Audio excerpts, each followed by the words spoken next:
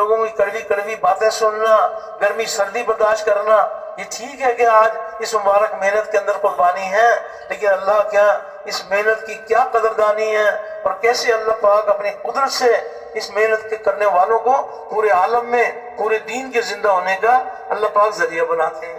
اور سب سے زیادہ یہ کہ محنت کرنے والوں کو اللہ کا وعدہ ہے کہ اللہ پاک ان کے لیے ہدایت کی راہیں کھول دیتے ہیں۔ تو اس لیے گزارش کی جا رہی ہے کہ محنت بھی خاص قسم کی محنت ہے، کہ اللہ کے لیے ایسی محنت کرو جیسے محنت کرنے کا حق ہے، اور ہم نے تمہیں چن لیا، یعنی سارے عالم میں اپنا پیغام پہنچانے کے لیے ہم نے تمہیں چھانٹ لیا۔ تو محنت بھی خاص قسم کی ہے، اور محنت کرنے والے بھی چنے ہوئے ہیں، اور محنت کا میدان بھی مخصوص۔ ہر محنت کرنے کے لیے کوئی نہ کوئی میدان ہوا کرتا ہے۔ تجارت کی محنت کرنا چاہے تو منڈیاں اور بازار، زمینداری کی محنت کرنا چاہیں تو کھیتیاں اور باغات، انبیاء علیہ السلام والی محنت کرنا چاہیں تو محنت کا میدان انسانوں کے قلوب ہے۔ یہ محنت انسانوں کے دلوں پر کی جاتی ہے کہ دل کا تعلق اللہ کے غیر سے کٹ کر اللہ کے ساتھ جڑ جائے، دل کا تعلق اللہ کے غیر سے کٹ کر اللہ کے ساتھ جڑ جائے۔ تو حق تعالی شانو جب کسی کے دل کو اپنی طرف پھیر لیتے ہیں تو جس کا دل اللہ کی طرف پھرا ہوا ہوگا جسم کے سارے حصے اللہ کی طرف پھر جائیں گے۔ جس کا دل اللہ کی طرف پھرا ہوا ہوگا اس کی زبان اللہ کے حکم کی پابند، اس کے کان اللہ کے حکم کے پابند، اس کی آنکھ اللہ کے حکم کے پابند، ٹخنے کونیاں پیشانی جسم کے سارے حصے اللہ کی طرف پھر جائیں گے جس کا دل اللہ کی طرف پھرا ہوا ہوگا۔ تو محنت بھی خاص قسم کی ہے، اور محنت کرنے والے بھی چنے ہوئے ہیں، اور محنت کا میدان بھی مخصوص کہ محنت انسانوں کے دلوں پر کی جاتی ہے۔ جتنی بھی مخلوقات اللہ پاک نے بنائی ہے سب سے اشرف اللہ نے انسان کو بنایا، اور انسان کے جسم میں سب سے اشرف اللہ نے دل کو بنایا۔ اگر دل میں اللہ پاک نے اپنی قدرت دکھائی ہے کہ دل اللہ نے اپنے لیے بنایا ہے، جس کے دل سے اللہ کے غیر کا یقین نکلا ہوا ہوگا، حق تعالی شانوں کی ذات عالی کے یقین سے دل بھرا ہوا ہوگا، تو اللہ جل شانوں اپنی قدرت دکھائیں گے کہ جسم کے سارے حصے اللہ کی طرف پھر جائیں گے۔ تو اللہ پاک ہم سب کی تربیت فرمائے کیسے اپنے مالک کو راضی کرنے کے لیے اس مبارک کام میں قربانیاں کی جائیں، کس قدر اللہ پاک حق تعالی شانوں راضی ہو کر ساری دنیا میں دین کے زندہ ہونے کا ذریعہ بنانا چاہتے ہیں۔ تو اس میں یہ گزارش کی جا رہی ہے کہ یہ ذمہ داری کو ہم نے اپنے طور پر اپنے کوئی انسانوں کی عقل سے بنائی ہوئی ذمہ داری نہیں ہے، بلکہ اللہ جل شانوں نے ہم پر یہ کرم فرمایا کہ یہ ذمہ داری اللہ نے عطا فرمائی ہے۔ اللہ پاک ہی فرما رہے ہیں کہ تم بہترین امت ہو اور ہم نے انسانوں کی نفع رسانی کے لیے تمہیں نکالا ہے۔ تو اخرجت للناس، یعنی کوئی پہلے جتنی بھی امتیں آئی ہیں تو یہ بات نہیں ہے کہ وہ کوئی نیکیوں کا حکم نہیں کرتے تھے، برائیوں سے منع نہیں کرتے تھے، لیکن ان کا دائرہ محدود تھا، ایک قوم قبیلہ ایک گھر، لیکن فرمایا اخرجت للناس، کہ سارے انسانوں کی طرف نکالی امت ہے۔ کیونکہ ہماری عربی زبان تو ہے نہیں، ہم یہ سن لیتے ہیں پڑھ بھی لیتے ہیں اخرجت للناس، لیکن اللہ پاک ہم سب کی تربیت فرمائے کہ غور فرمائے کہ اخرجت للناس، کہ سارے انسانوں، ایک قوم قبیلے کے لیے نہیں، ایک ملک کے انسانوں کے لیے نہیں، بلکہ سارے انسانوں کی ہدایت کا ذریعہ اللہ نے اس امت کو بنایا ہے۔ کتنی بڑی بات ہے۔ قرآن حکیم میں اللہ پاک نبی کریم علیہ السلام کے بارے میں ارشاد فرما رہے ہیں کافۃ للناس، کہ ہم نے آپ کو سارے انسانوں کے لیے بشیر اور نذیر بنا کے بھیجا۔ تو یہ بات بھی ہمیں سمجھ میں آ جاتی ہے کہ نبی کریم علیہ السلام کو اللہ پاک نے سارے انسانوں کے لیے بشیر اور نذیر بنا کر بھیجا۔ خاتم الانبیاء کے بارے میں فرمایا کافۃ للناس، اور آپ کی امت کے بارے میں فرمایا اخرجت للناس، اور قرآن حکیم کے بارے میں اللہ پاک نے فرمایا ھدی للناس۔ یہ کلام الہی یہ کسی ایک ملک کے انسانوں کی ہدایت کا ذریعہ ہے، یہ ھدی للناس سارے انسانوں کی ہدایت کا ذریعہ ہے۔ قرآن حکیم سارے انسانوں کی ہدایت کا ذریعہ ہے۔ قرآن حکیم ھدی للناس، نبی کریم علیہ السلام کافۃ للناس، اور اللہ کی ذات رب الناس، اللہ جل شانو ایک قوم، ایک قبیلے، ایک شہر، ایک ملک کے انسانوں کے پالنے والے نہیں، بلکہ اللہ رب الناس سارے انسانوں کے پالنے والے ہیں۔ تو اللہ کی ذات رب الناس، نبی کریم علیہ السلام کافۃ للناس، اور قرآن حکیم ھدی للناس، اور نبی کریم علیہ السلام کی امت اخرجت للناس۔ تو تو اللہ جل شان اس امت پر اتنے مہربان ہیں کہ قیامت تک کے آنے والے انسانوں کی ہدایت کا ذریعہ اللہ پاک نے بنایا ہے، ہر طبقہ کرنے اول کے طبقے کے مشابہ بن جائے۔ تو اس کے لیے اللہ کا احسان ہے، اللہ پاک نے کرم فرما دیا، اللہ پاک نے وہ مبارک محنت اپنی قدرت سے اللہ پاک نے جاری فرمائی کہ جس محنت کے کرنے پر اللہ جل شانہ اپنی قدرت سے ہدایت کی ہوائیں چلاتے ہیں۔ تو محنت بھی خاص قسم کی ہے، محنت کرنے والے بھی چنے ہوئے ہیں، محنت کا میدان بھی مخصوص ہے اور محنت کا انعام بھی مقصود ہے۔ اس محنت کا جو انعام ملے گا فرمایا خاص قسم کا انعام ہے۔ اللہ نے اس قدر انسانوں کے لیے نعمتیں بنائی ہیں کہ اللہ کی نعمتوں کو شمار ہی نہیں کر سکتے، لیکن فرمایا کہ سب سے بڑی نعمت ہدایت کا مل جانا یہ اللہ کا بہت بڑا احسان ہے۔ تو فرمایا کہ اس محنت کا انعام یعنی ہدایت کا نور ہے۔ محنت کرنے والوں کے ساتھ اللہ کا وعدہ ہے کہ اللہ پاک ان کے لیے ہدایت کی راہیں کھولیں گے۔ تو جس درجے کا مجاہدہ اس درجے کی ہدایت، اس درجے کی ہدایت، جس درجے کی ہدایت اس درجے کا دین، جس درجے کا دین اس درجے کی کامیابی، اس درجے کی کامیابی، جس درجے کا دین اس درجے کی کامیابی۔ تو ہدایت اگر تھوڑی تھوڑی ہوگی، دین پر چلنے کی اصل طاقت ہدایت کا نور ہے۔ جس درجے کی ہدایت اس درجے کا دین۔ اگر کسی کے پاس ہدایت تھوڑی تھوڑی ہوگی تو تھوڑا تھوڑا دین اس کی زندگی میں آ جائے گا، تھوڑا تھوڑا دین آ جائے گا۔ اور ہدایت اونچے اور اعلیٰ پیمانے پر ہوگی تو دین اونچے اور اعلیٰ پیمانے پر زندہ ہوگا، اور دین اونچے اور اعلیٰ پیمانے پر زندہ ہوگا تو کامیابیاں اونچے اور اعلیٰ پیمانے پر ملیں گی۔ تم ادھوری کامیابی چاہتے ہیں یا پوری پوری کامیابی چاہتے ہیں؟ سارے بھائی بتاؤ بھی کتنی کامیابی چاہتے ہیں؟ تو پوری کامیابی کے لیے ادھورا دین یا پورا دین؟ حق تعالی شان فرما رہے ہیں کہ ایمان والو، اے ایمان والو پورے پورے دین میں داخل ہو جاؤ تاکہ تم پورے کامیاب ہو جاؤ۔ تو پورے دین پر چلیں گے تو پوری کامیابی ملے گی، ادھورے دین پر ادھوری کامیابی۔ تو پوری پوری کامیابی کے لیے اللہ جل شانہ اس درجے کی ہدایت عطا فرمائے کہ پورے دین پہ چلنا آسان ہو جائے۔ اللہ جل شانہ کے سارے احکامات ایسے بن جائیں کہ حکم پورا کرنا اس قدر آسان ہو جائے کہ بس جیسے پھول اٹھا لیا۔ تو اللہ کے یہاں بڑی قدردانی ہے، بڑی قدردانی ہے۔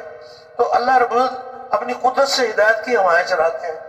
تو فرمایا کہ اللہ رب العزت ہدایت کی تقسیم بڑھا دے۔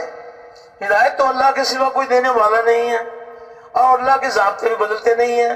تو اللہ جل شانہ ہدایت کی تقسیم بڑھا دے تاکہ اس درجے کی ہدایت مل جائے کہ پورے دین پر چلنے کی طاقت حاصل ہو جائے، اس درجے کی اللہ پاک ہدایت دے دے۔ تو اللہ کے سوا کوئی ہدایت دینے والا نہیں۔ تو فرمایا کہ جس درجے کی محنت اس درجے کی ہدایت۔ اگر محنت تھوڑی تھوڑی کی جائے گی تو تھوڑی تھوڑی ہدایت مل جائے گی، تھوڑا تھوڑا دین زندہ ہو جائے گا۔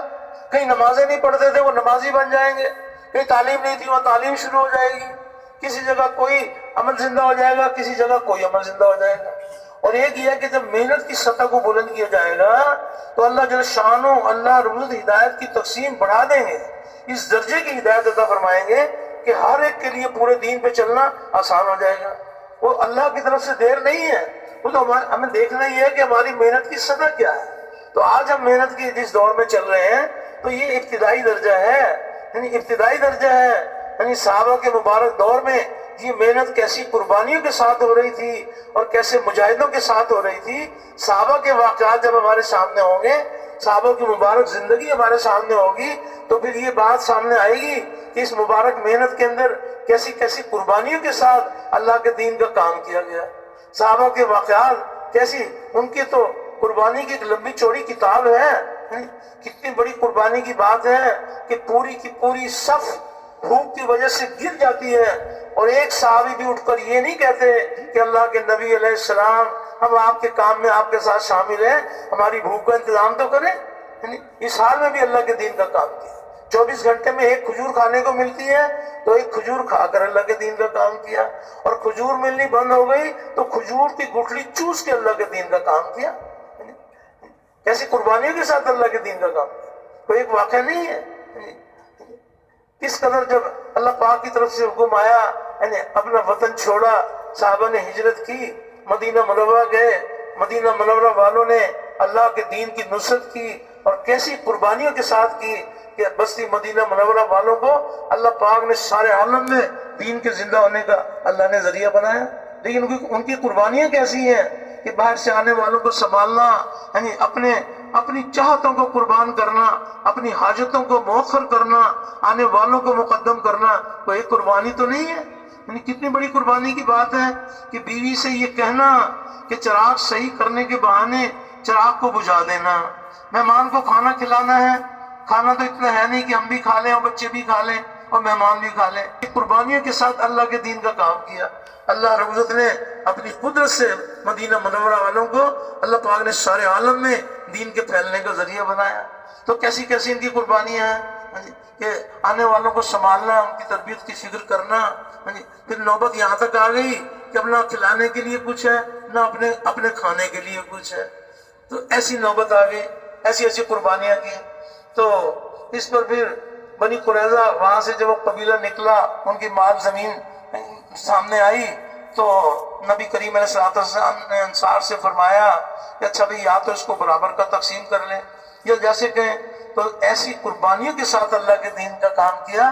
انصار نے کہا کہ نہیں، ہمیں اس میں سے کچھ نہیں چاہیے اور یہ سارا کا سارا مہاجرین میں تقسیم فرما دیں۔ ایسی قربانیوں کے ساتھ اللہ کے دین کا کام کیا، اور نبی کریم علیہ السلام نے قربانی کی بنیاد پر انصار کی تربیت فرمائی۔ آپ نے صاحب انصار سے ارشاد فرمایا کہ دیکھو اپنا سب کچھ قربان کرو اور اس کے بدلے میں دنیا میں کچھ نہ چاہو، تمہیں ملے گا حوض کوثر پر، تمہیں ملے گا حوض کوثر۔ ایسی قربانیوں کے ساتھ اللہ کے دین کا کام کیا۔ حنین کے موقع پر یعنی اللہ کی قدرت، اللہ پاک نے قیامت تک کے لیے ان واقعات کو ہماری تربیت کا ذریعہ بنایا کہ چند مسلمانوں کی نگاہ جو ہے نا اپنی کثرت پر چلی گئی کہ آج تو ہماری تعداد زیادہ 12,000 ہے، مقابلے میں 4,000 ہے، تو کثرت پر نگاہ چلی گئی۔ حق تعالی شانوں نے اپنی قدرت سے تربیت فرمائی اور جو ہے نا قدم اکھڑ گئے مسلمانوں کے، تو میدان چھوڑ کر چلے گئے۔ نبی کریم علیہ السلام اور اکابر صحابہ میدان کے اندر جمے ہوئے، تو نبی کریم علیہ السلام نے حضرت عباس رضی اللہ تعالیٰ سے ارشاد فرمایا کہ اونچی آواز میں کہو یا معاشر الانصار، یا معاشر الانصار، کہ وہ انصار۔ انہوں نے آواز لگائی، ان کی آواز پر 100 انصار دوڑے ہوئے آئے اور دشمن سے مقابلہ ہوا۔ اللہ نے اپنی قدرت دکھائی کہ اللہ پاک نے 100 کو ذریعہ بنایا اور شاندار فتح حاصل ہو گئی۔ فتح تو اللہ پاک کی قدرت سے ملتی ہے، تو جب شاندار فتح حاصل ہو گئی تو بہت سارا غنیمت کا مال بھی آ گیا۔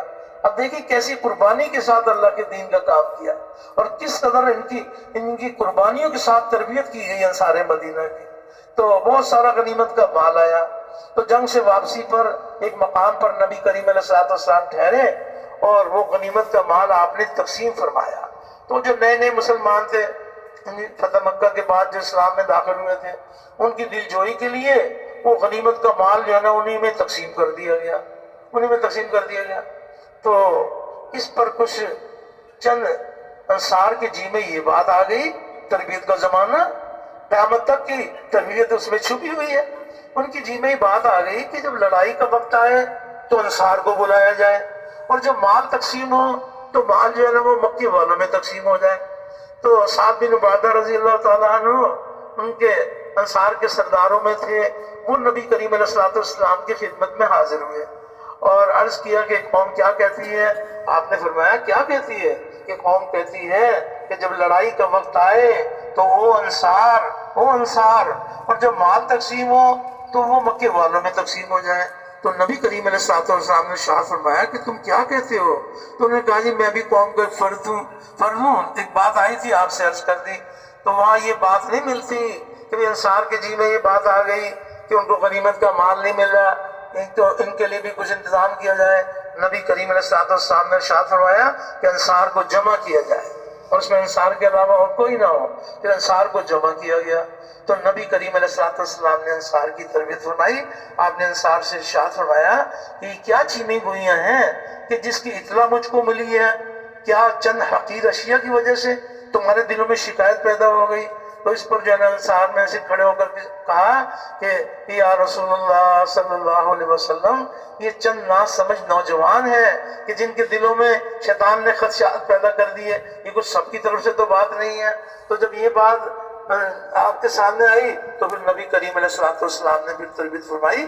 آپ نے فرمایا کیا یہ واقعہ نہیں ہے کہ جب میں تمہارے یہاں آیا تھا تم گمراہی میں مبتلا تھے, اللہ نے میرے ذریعے سے تم کو ہدایت دی, اور کیا یہ واقعہ نہیں ہے کہ جب میں تمہارے آیا تھا تو تم ایک دوسرے کے دشمن تھے, اللہ نے میرے ذریعے سے تمہارے دلوں میں محبت پیدا کر دی. اس پر انصار نے کہا کہ یہ سچ ہے یا رسول اللہ صلی اللہ علیہ وسلم, اور ہماری گردنیں اللہ اور اس کے رسول کے سامنے جھکی ہوئی ہیں. آپ نے سچ ارشاد فرمایا.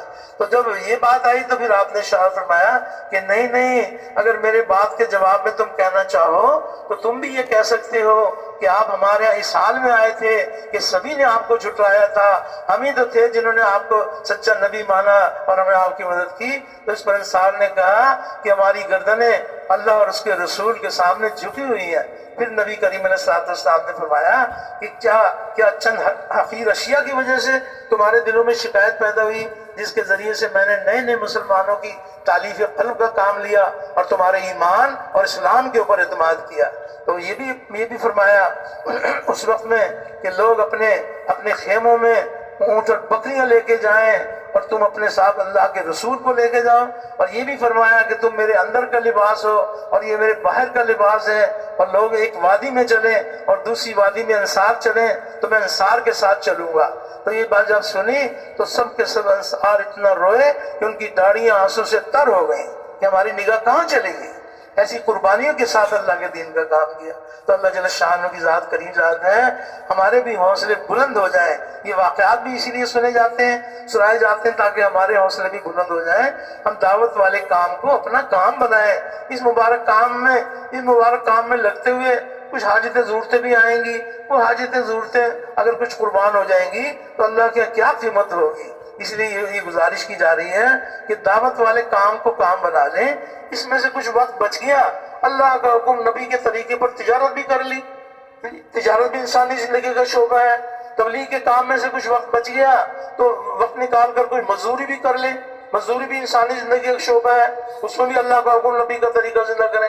تبلیغ والے کام میں سے کچھ وقت بچا کر اگر کوئی اپنے کھیت میں وقت دے دیں, کوئی حرج کی بات نہیں ہے.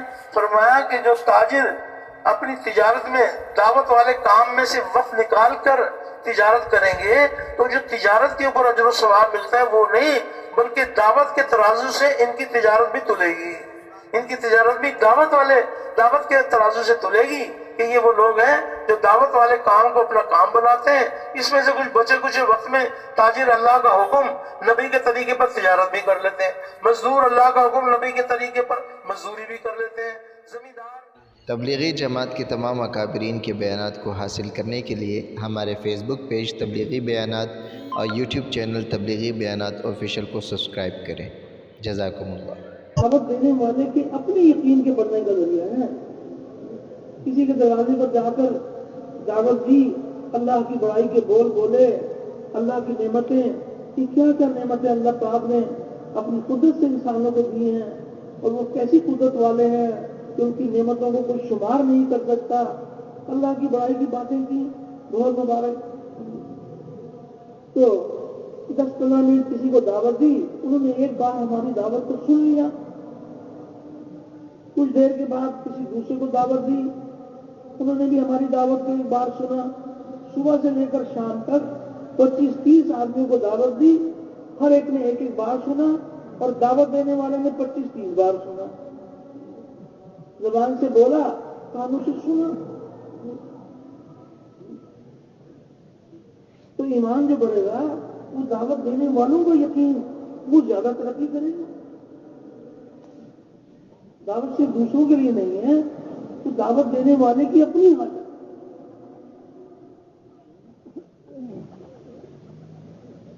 تو برملا اس بات کی دعوت دی جائے کہ کامیابی اللہ رب العزت کے ہاتھ میں ہے. اللہ کے سوا کوئی کامیابی دینے والا نہیں ہے, اور کامیابی کا ذریعہ مال, ملک, منصب, جاگیر نہیں ہے. کامیابی کا ذریعہ جناب نبی کریم صلی اللہ علیہ وسلم والے اعمال ہیں. زندگی اللہ بناتے ہیں اور نبی کریم علیہ السلام کے اعمال پر بناتے ہیں. اس دعوت کو لے کے پھرنا اور اوروں کو پھرنے کے لیے تیار کرنا, اپنے اپنے دل میں اتارنے کی نیت کے ساتھ ایمان کے بول بولنا. محتاج بن کر سننا، اور اس کے لیے بھی محنت کی جائے گی کہ حق تعالیٰ شانوں کے جو وعدے ہیں، اعمال پر اللہ کے وعدے ہیں، اعمال میں نماز کا عمل، اللہ اکبر، جس قدر اللہ پاک نے احکامات نازل فرمائے فرشتے کے ذریعے سے نازل فرمائے، لیکن نماز کا عمل حق تعالیٰ شانوں نے اپنے پیارے حبیب علیہ السلام کو اپنے پاس بلا کر عطا فرمایا۔ اور کیسے کیسے اللہ پاک کے وعدے ہیں، اللہ کے وعدوں کو یقین کرتا چلا۔ تو ایک وعدہ نہیں ہے، نماز پر اللہ پاک کے کس قدر وعدے ہیں۔ تو نمازوں کو بڑھیا بنانے کی محنت کرنا اور اوروں کو نماز کی محنت کے لیے تیار کرنا،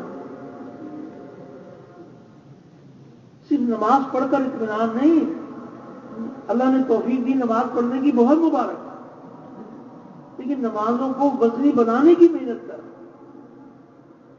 جو لوگ نماز نہیں پڑھتے ان کو نماز کے لیے تیار کریں، بہت مبارک، لیکن جو نماز پڑھنے والے ہیں وہ نمازوں پر ایسی محنت کریں کہ ان کی نماز صورت کے بدلے میں حقیقت والی نماز بن جائے۔ اللہ کے وعدے حقیقت پر ہیں اور اللہ کے وعدے پورے ہونے کے لیے ہیں۔ نمازوں کو وزنی بنانے کی محنت کریں، جیسے فجر کی نماز ایسی ظہر کی نماز۔ تو اس میں ہماری ترقی کیا ہوئی؟ ترقی تو یہ ہے کہ ظہر کی نماز فجر کی نماز سے وزنی بن جائے۔ جو اپنی نمازوں کو بڑھیا بنانے کی محنت کریں گے اور رو رو کے اللہ پاک سے دعائیں مانگیں گے تو حق تعالیٰ شان وہ دن دکھا دیں گے کہ نماز کی حقیقت حاصل ہو جائے گی۔ جس گھڑی نماز کی حقیقت حاصل ہو جاتی ہے، اسی گھڑی نماز پر اللہ کے وعدے پورے ہونے شروع ہو جاتے ہیں۔ جو دنیا میں اللہ کے وعدے ہیں وہ دنیا میں پورے ہو رہے ہیں، جو آخرت کے وعدے ہیں وہ آخرت کے اندر پورے ہوں۔ لیکن نماز ہو تو نمازوں کو وزنی بنانے کی محنت کر۔ حدیث مبارک کا مفہوم ہے کہ قیامت میں سب سے پہلے نماز کا حساب ہوگا۔ جس کی نماز اچھی اور پوری نکل آئی اس کے باقی اعمال بھی اچھے اور پورے نکلیں گے، اور جس کی نماز بری ثابت ہوگی باقی اعمال بھی برے ثابت ہوں گے۔ کس طرح اللہ پاک نے رہنمائی فرما دی۔ اب اس حدیث پاک کو سن کر ہم سب کے اندر یہ فکر پیدا ہو جائے کہ وہ اچھی نماز کہ جس کی بنا پر سارے اعمال اچھے نکل آئیں گے، اس اچھی نماز کی کیا کیا خوبیاں ہیں، اور وہ ان خوبیوں کو نماز میں جمع کرنے کی محنت کرنا، تحقیق کرنا، اس بات کی تحقیق کرنا کہ جو اچھی نماز نکل آتی ہے اس کی کیا کیا خوبیاں ہیں، اس کی تحقیق کرنا اور ان خوبیوں کو نماز میں لانے کی کوشش کرنا، رو رو کے اللہ پاک سے دعائیں مانگنا کہ یا الہی ہمیں نماز کی حقیقت عطا فرما۔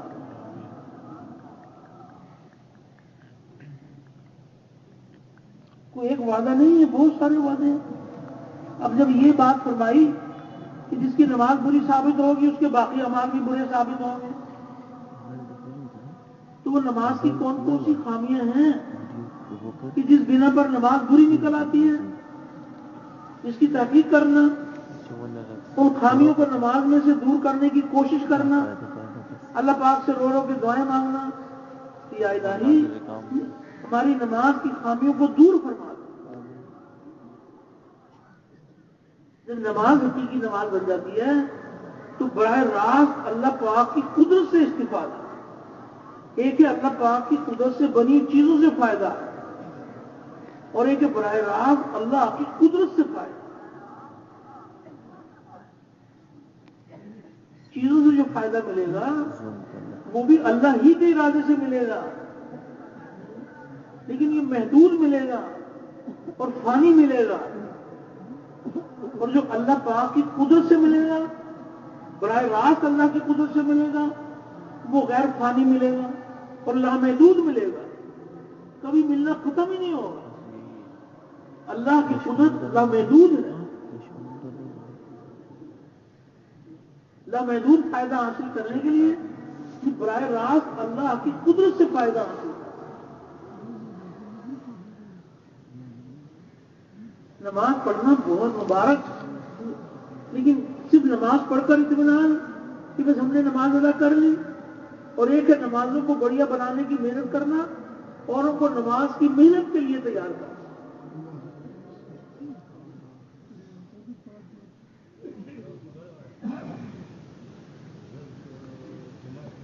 نماز کی حقیقت حاصل ہو، براہ راست اللہ پاک کی قدرت سے فائدہ. اور نماز کے ذریعے سے فرمایا کہ تعمیل احکام کہ جسم اور جسم کے تمام حصے اللہ کے احکامات کے پابند بن جائیں.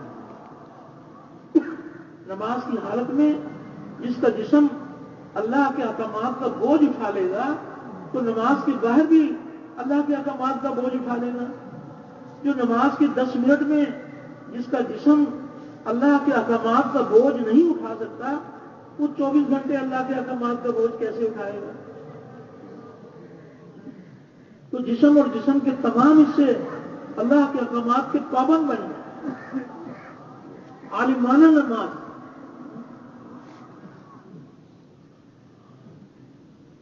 جسم کے تمام حصے اللہ کے احکامات کے پابند.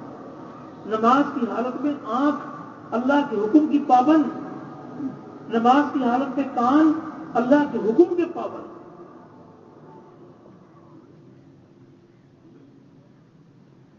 دماغ اللہ کے حکم کا پابند.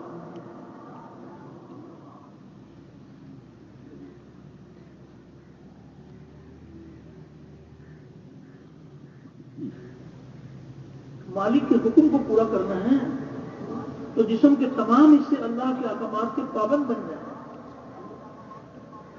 ہاتھ، پاؤں، دل، دماغ، ٹخنے، کونیاں، پیشانی، جسم کے سارے حصے نماز کی حالت میں اللہ کے احکامات کے پابند بنیں گے تو نماز کے باہر بھی اللہ کے احکامات پر چلنا آسان ہو جائے. جس کا جسم نماز کے 10 منٹ میں اللہ کے احکامات کا بوجھ نہیں اٹھا سکتا تو کیسے امید کی جا سکتی ہے کہ 24 گھنٹے اللہ کے احکام کے پابند بنے؟ مقصود تو ہے کہ 24 گھنٹے اللہ کے احکامات کا پابند.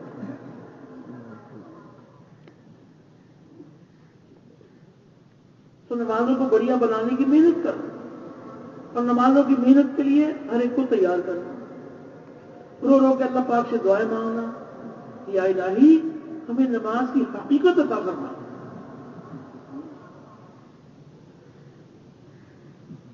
اور اس بات کی بھی محنت کی جائے گی کہ جہالت کی ظلمتیں مٹ جائیں، علم الہی کا نور دلوں کی گہرائیوں میں اتر جائے.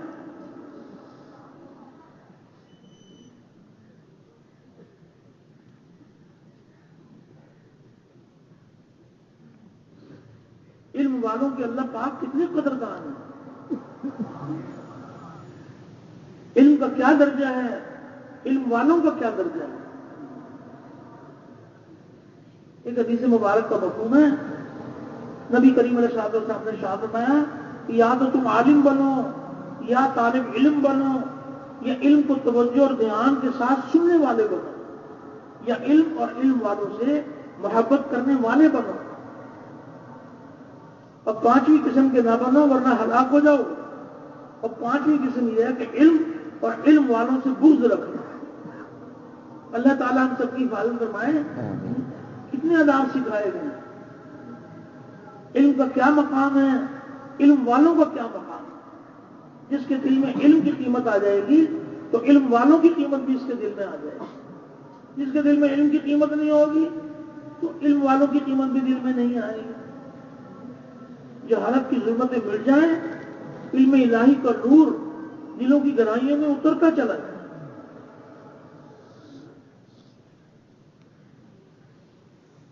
کس قدر وعدے ہیں اللہ پاک کے، اور اللہ کے وعدے پورے ہونے کے لیے علم کا صرف اللہ کے لیے سیکھنا اللہ کے خوف کے حکم میں ہے، اور علم کی تلاش میں کہیں جانا عبادت ہے. کتنی بڑی بات ہے. علم کا یاد کرنا تسبیح ہے، علم کی تحقیقات میں بحث کرنا جہاد ہے، علم کا اپنے اہل پر خرچ کرنا اللہ کے یہاں قربت ہے. اس لیے کہ علم جائز اور ناجائز کے پہچاننے کی علامت ہے، جنت کے راستوں کا نشان ہے، وحشت میں جی بہلانے والا ہے اور سفر کا ساتھی ہے، کتاب کا دیکھنا دونوں کام دیتا ہے۔ اور علم تنہائی میں ایک محدث ہے اور خوشی اور رنگ میں دلیل ہے اور دشمنوں پر ہتھیار ہے۔ اور علم کی وجہ سے یعنی علماء کا درجہ اللہ رب العزت بلند فرماتے ہیں، اس لیے کہ وہ خیر کی طرف بلانے والے ہوتے ہیں، اور علم والے ایسے امام ہوتے ہیں کہ ان کے نشانے قدم پر چلا جائے، ان کے افعال کا اتباع کیا جائے۔ فرشتے علم والوں سے دوستی کرنے کی رغبت کرتے ہیں اور اپنے پروں کو برکت حاصل کرنے کے لیے یا محبت کے طور پر ملتے ہیں، اور دنیا کی ہر تر اور خوش چیز علم والوں کے لیے مغفرت کی دعا کرتی ہے، حتیٰ کہ سمندر کی مچھلیاں اور جنگل کے درندے، چوپائے، زہریلے جانور، سانپ وغیرہ تک دعائے مغفرت میں لگ جاتے ہیں، اور یہ اس لیے کہ علم دلوں کی روشنی ہے اور علم آنکھوں کا نور ہے، اور علم کی وجہ سے بندہ امت کے بہترین افراد تک پہنچ جاتا ہے۔ کس قدر فضائل ہیں، اس لیے یہ گزارش کی جا رہی ہے کہ اللہ جل شانہ سب کی تربیت فرمائے کہ یہ جو کچھ بنیادیں ہیں ان بنیادوں کے اوپر محنت کی جائے گی تو دین پر چلنے کی استعداد پیدا ہو۔ ظاہر میں نظر آتا ہے کہ ہماری 6 صفات ہیں، لیکن یہ وہ مبارک صفات ہیں کہ یہ صفات اللہ کے خزانوں سے حاصل ہو جاتی ہیں تو دین پر چلنے کی استعداد پیدا ہو جاتی ہے۔ تو اس کے لیے بھی محنت کی جائے گی اور اللہ پاک سے رو رو کے دعائیں مانگی جائیں گی کہ حق تعالی شانہ علم کی حقیقت عطا فرما۔ اور اس کے ساتھ ساتھ یہ عرض کیے جا رہے ہیں کہ حق تعالی شانہ کی عظمت کا دھیان چاہے عمل دعوت کا ہو، تعلیم کا ہو، کسی کے ساتھ اچھا سلوک ہو، چاہے نماز کا عمل ہو، ہر عمل میں اللہ کا دھیان کہ اللہ تعالیٰ مجھے دیکھ رہے ہیں، وہ میری بات کو سن رہے ہیں اور اللہ میرے ساتھ ہیں۔ تو فرمایا جب ذکر میں اللہ پاک کا دھیان جمانے کی محنت کی جائے گی اور ذکر میں اللہ پاک کا دھیان جم جائے گا تو ہر عمل کے اندر اللہ کا دھیان آ جائے گا۔ اس لیے گزارش کی جا رہی ہے کہ یہ 3 تسبیحات صبح 3 شام یہ کم سے کم درجے کی بات ہے۔ حق تعالی شانہ میں توفیق عطا فرمائے تو ہم اس کے اندر ترقی کریں۔ تو ایک ہے صرف ذکر کرنا اور ایک ہے ذکر میں اللہ رب العزت کا دھیان جمانا۔ مقصود تو یہ ہے کہ 24 گھنٹے میں مالک کے جس حکم کو پورا کریں تو ہر حکم کے پورا کرنے میں اللہ کا دھیان، ایک ہے غفلت کے ساتھ اللہ کا حکم پورا کرنا اور ایک ہے اللہ کے دھیان کے ساتھ اللہ کا حکم پورا کرنا۔ کس قدر عمل کا وزن بڑھ جائے گا جس عمل میں اللہ کا دھیان ہو۔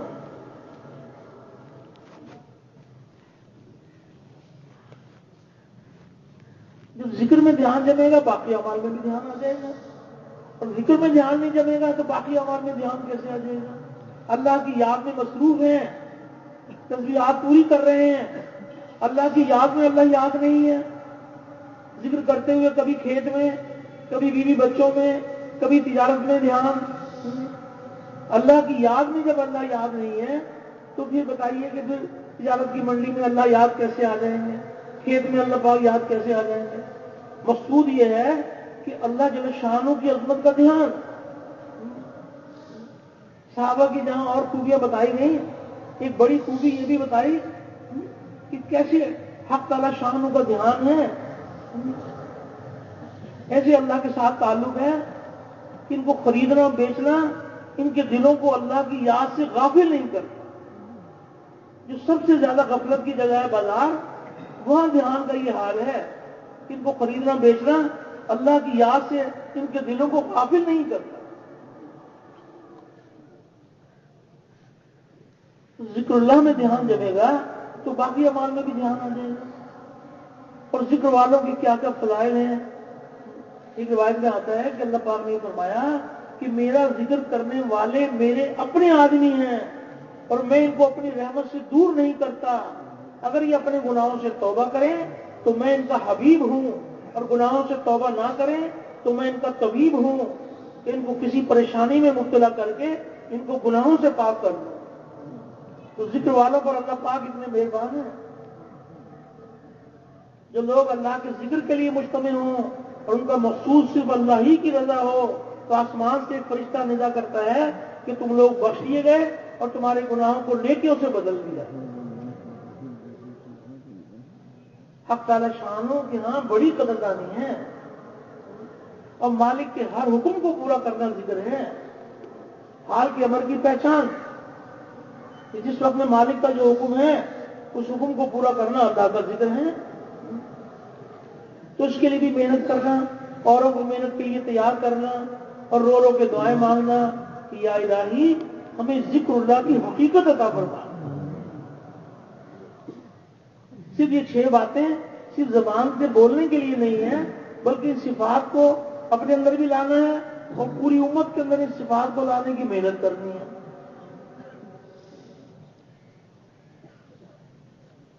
اس کے لیے بھی محنت کی جائے گی۔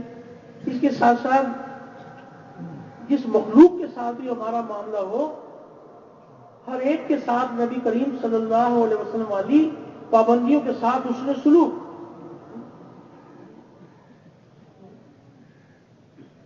حق تعالی شانوں نے جتنے بھی احکامات نازل فرمائے ہیں، مالک کا ہر حکم اللہ پاک کے خزانوں سے دنیا آخرت کی کامیابی لینے کا ذریعہ ہے۔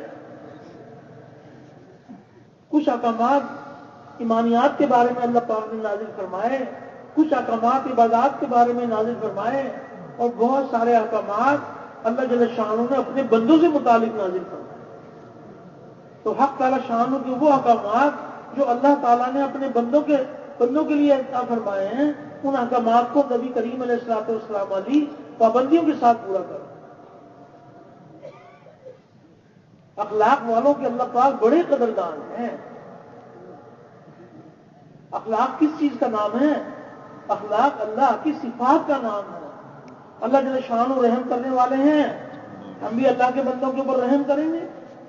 حق تعالی شانہ کھلانے والے ہیں، ہم بھی اللہ کے بندوں کو کھلائیں گے۔ کھانا مخلوق کی صفت ہے اور کھلانا اللہ کی صفت ہے۔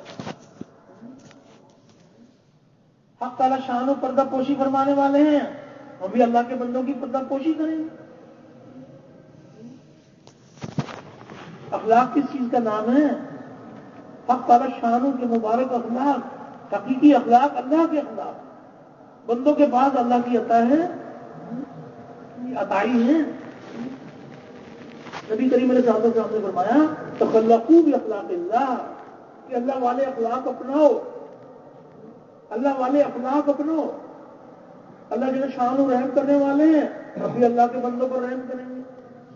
اللہ رب العزت معاف کرنے والے ہیں، ہم بھی اللہ کے بندوں کو معاف کریں گے۔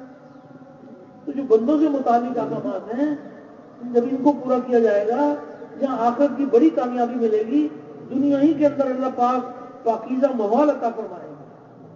دلوں کے جوڑ کا ذریعہ اللہ جل شانہ کے احکامات ہیں۔ جو بندوں سے متعلق اللہ نے احکامات نازل فرمائے ہیں، وہ احکامات جب زندہ ہوں گے تو پاکیزہ معاشرہ قائم ہوگا۔ اللہ اکبر، کیسے حکیم ہے اللہ رب العزت، کہ کیسے احکام عطا فرمائے۔ گھر میں چھوٹے بھی ہیں بڑے بھی ہیں، تو بڑوں کو جو احکامات عطا فرمائے ہیں چھوٹوں کے بارے میں، تو بڑے اللہ کے حکم کو پورا کریں تو چھوٹے خوشحال ہو جائیں۔ چھوٹوں کو وہ احکامات عطا فرمائے کہ چھوٹے بڑوں کے بارے میں اللہ کے حکم کو پورا کریں تو بڑے خوشحال ہو جائیں۔ ایسے مبارک احکامات ہیں جو دلوں کے جوڑ کا ذریعہ ہے۔ چھوٹوں کو یہ حکم ہے کہ بڑوں کا ادب کریں، بڑوں کا ادب کریں۔ تو انہوں نے مالک کے حکم کو پورا کیا، بڑوں کا ادب کیا، تو بڑے تو چاہتے ہیں کہ چھوٹے ہمارا ادب کریں۔ چھوٹوں کا دین بڑوں کی خوشحالی کا ذریعہ ہے۔ چھوٹے دین پہ چلیں گے بڑے خوشحال ہو جائیں گے۔ بڑوں کو یہ حکم ہے کہ چھوٹوں کے ساتھ شفقت سے پیش آئیں، تو یہ مالک کے حکم کو پورا کریں گے تو چھوٹے خوشحال ہو جائیں گے۔ چھوٹے تو چاہتے ہی یہی ہیں کہ بڑے ہمارے ساتھ شفقت سے پیش آئیں۔ بڑوں کا دین چھوٹوں کی خوشحالی کا ذریعہ، چھوٹوں کا دین بڑوں کی خوشحالی کا ذریعہ، حاکم کا دین عوام کی خوشحالی کا ذریعہ، عوام کا دین حاکم کی خوشحالی کا ذریعہ۔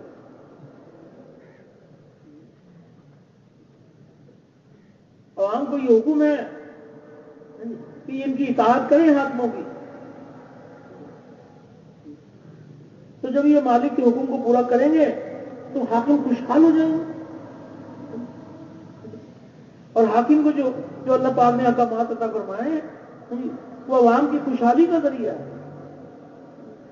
جس حاکم کے سامنے اللہ کا حکم ہوگا اور وہ حکم کو پورا کرنے کی کوشش کریں گے تو کیسے اللہ پاک کی رحمتوں کے دروازے کھولیں گے؟ جو احکامات پر چلنے والے ہیں ان کو اس بات کی فکر ہے کہ ہماری رعایا میں اگر پیاس سے کتا بھی مر جائے گا تو آخرت کے اندر ہمارا کتنا نقصان ہوگا۔ جو جانور کے بارے میں ہی فکر ہے وہ انسانوں کے بارے میں کتنا فکر ہوگا۔ تو احکامات ذریعہ ہیں دنیا آخرت کی کامیابی کا۔ بیوی کا دین خامن کی خوشحالی کا ذریعہ اور خامن کا دین بیوی کی خوشحالی کا ذریعہ۔ احکامات دلوں کے جوڑ کا ذریعہ ہیں۔ جب دل آپس کے اندر جڑے ہوئے ہوں گے تو اللہ کی رحمتوں کے دروازے کھلیں گے، اور دلوں کا جوڑ اللہ کا دین ہے۔ کسی چیز کو آپس میں جوڑنے کے لیے کو درمیان میں کوئی ذریعہ استعمال کرتے ہیں، اینٹ کو اینٹ سے جوڑنا چاہتے ہیں، اس میں کوئی سیمنٹ لگاتے ہیں، تو دلوں کا جوڑ اللہ جل شانہ کے احکامات ہیں جو اللہ نے اپنے بندوں سے متعلق احکامات نازل فرمائے ہیں۔ ان احکامات کو نبی کریم علیہ الصلوۃ والسلام علی پابندیوں کے ساتھ پورا کرنا۔ ایک ہے لینے کا جذبہ اور ایک ہے دینے کا جذبہ۔ تو لینے کا جذبہ ہمارے اندر سے نکل جائے، دینے کا جذبہ پیدا ہو جائے۔ ایک ہے لینے کا جذبہ کہ بھی میرا حق ادا کرو، بس اپنے حق کا مطالبہ ہے کہ میرا حق ادا کرو، اور ایک یہ ہے کہ میرے ذمہ جس کا حق ہے تو وہ حق ادا ہو جائے۔ اگر سب کے سب حقوق کی ادائیگی کرنے والے بن جائیں گے تو کسی کا بھی حق باقی نہیں رہے گا، پاکیزہ معاشرہ قائم ہوگا، اور سب کے سب اپنے حق کا مطالبہ کریں اور کوئی کسی کا حق ادا نہ کرے تو آپس کے اندر رنجشیں بڑھ جائیں گی، فساد پیدا ہو جائے گا۔ تو ایک ہے لینے کا جذبہ اور ایک ہے دینے کا جذبہ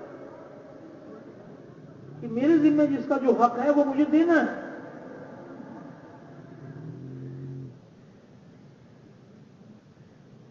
سب کے سب لینے والے بن جائیں گے تو عدالتوں کے اندر مقدمات بڑھتے چلے جائیں۔ سب کا مطالبہ یہ ہے کہ بھی ہمارا حق دلواؤ۔ کسی اچھے دور کا واقعہ ہے، حدیث مبارک میں واقعہ آتا ہے کہ جب سب کا جذبہ اللہ کے احکامات پر چلنے کا، اللہ کے دین پر چلنے کا جذبہ ہے، اللہ والا جذبہ کہ بس ایک کی مان کے چلیں گے، تو دینے کا جذبہ۔ تو یہ واقعہ روایت میں آتا ہے کہ کسی شخص نے اپنی زمین فروخت کی تو خریدنے والے نے خرید لی، بیچنے والے نے بیچ لی، زمین اس کو مل گئی، زمین کی قیمت اس کو حاصل ہو گئی بیچنے والے کو۔ آگے چل کر جس نے زمین خریدی تھی اس کو زمین میں کچھ گڑھا نکالنے کی نوبت آئی۔ اس نے جو زمین میں گڑھا نکالا تو وہاں سے مال خزانہ نکل آیا۔ تو اس کا دینے کا جذبہ، اس نے سوچا کہ میں نے زمین خریدی ہے، یہ مال خزانہ تو میں نے ساتھ خریدا نہیں ہے، تو میرا اس سے کیا تعلق ہے؟ جس نے زمین خریدی ہے اس کو واپس دینا چاہیے۔ تو یہ اس زمین بیچنے والے کے پاس گیا اور جا کر سارا واقعہ سنا دیا کہ واقعہ پیش آیا اور یہ مال خزانہ نکلا ہے، تو اٹھاؤ اپنا مال خزانہ، زمین میری میرے پاس ہے تو مال خزانہ اپنا اٹھا لو۔ دینے کا جذبہ۔ تو اس کے اندر بھی دینے کا جذبہ۔ اس نے کہا جی بات یہ ہے کہ میں تو آپ کے ہاتھ زمین فروخت کر چکا، اب اس میں سے مٹی نکلے یا سونا تو میرا اس سے کیا تعلق ہے، یہ تو میں نہیں لوں گا۔ اب دونوں کا آپس میں جو ٹکراؤ ہے وہ لینے پر نہیں ہے، وہ اسے دینا چاہتا ہے، وہ اسے دینا چاہتا ہے۔ اچھا بھائی اب یہ فیصلہ کیسے ہو؟ تو بھائی قاضی صاحب کی خدمت میں حاضر ہو جائیں اور قاضی صاحب کے سامنے جا کے نوعیت رکھ دیں کہ جو فیصلہ ہوگا۔ تو قاضی صاحب بھی اللہ والے، ان کا بھی اللہ والا جذبہ۔ تو قاضی صاحب نے ساری بات سن کر تو فرمایا بھی بات تو سمجھ میں آ گئی، تو اب یہ بتاؤ کہ تم میں سے بیٹی کس کی ہے؟ ایک فریق نے کہا کہ میری بیٹی ہے، دوسرے نے پوچھا تمہارا بیٹا ہے؟ اس نے کہا میرا بیٹا ہے۔ تو قاضی صاحب نے فیصلہ کیا کہ دونوں کا نکاح کر دو اور یہ مال خزانہ بچوں کو دے دو، یہ فیصلہ ہو گیا۔ تو جب دینے کا جذبہ ہوگا تو ایسے واقعات جو ہے الحمدللہ ایسے واقعات وجود میں آئیں گے۔ تو دینے کا جذبہ دلوں کے اندر بڑھتا چلا جائے اور لینے کا جذبہ نکل جائے، اس پر پاکیزہ معاشرہ دنیا میں بھی قائم ہوگا اور آخرت کی بڑی کامیابیاں بھی ملیں گی۔ تو اس کے لیے بھی محنت کی جائے گی اور اللہ پاک سے رو رو کے دعائیں مانگی جائیں گی۔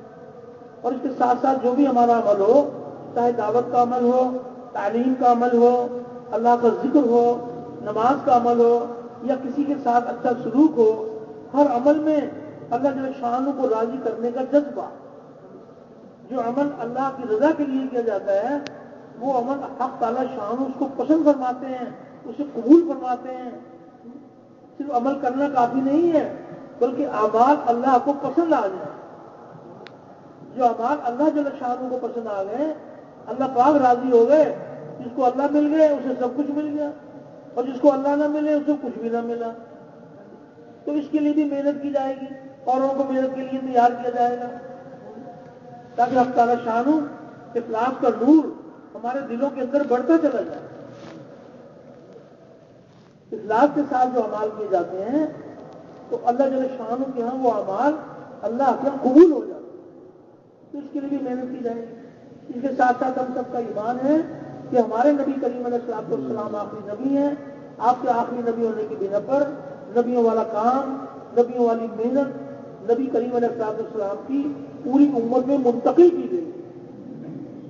کس قدر اللہ جل شانہ اس امت پر مہربان ہے کہ اس امت کو اللہ پاک نے نبیوں والا کام، خاتم النبیین والی مبارک محنت آپ کی امت کو عطا فرمائی۔ اس امت کے کتنے فضائل ہیں کہ تمام امتوں میں سے چنی ہوئی امت ہے، تمام امتوں میں سے چنی ہوئی امت ہے۔ اس امت کو اللہ پاک نے نبیوں والا کام عطا فرمایا۔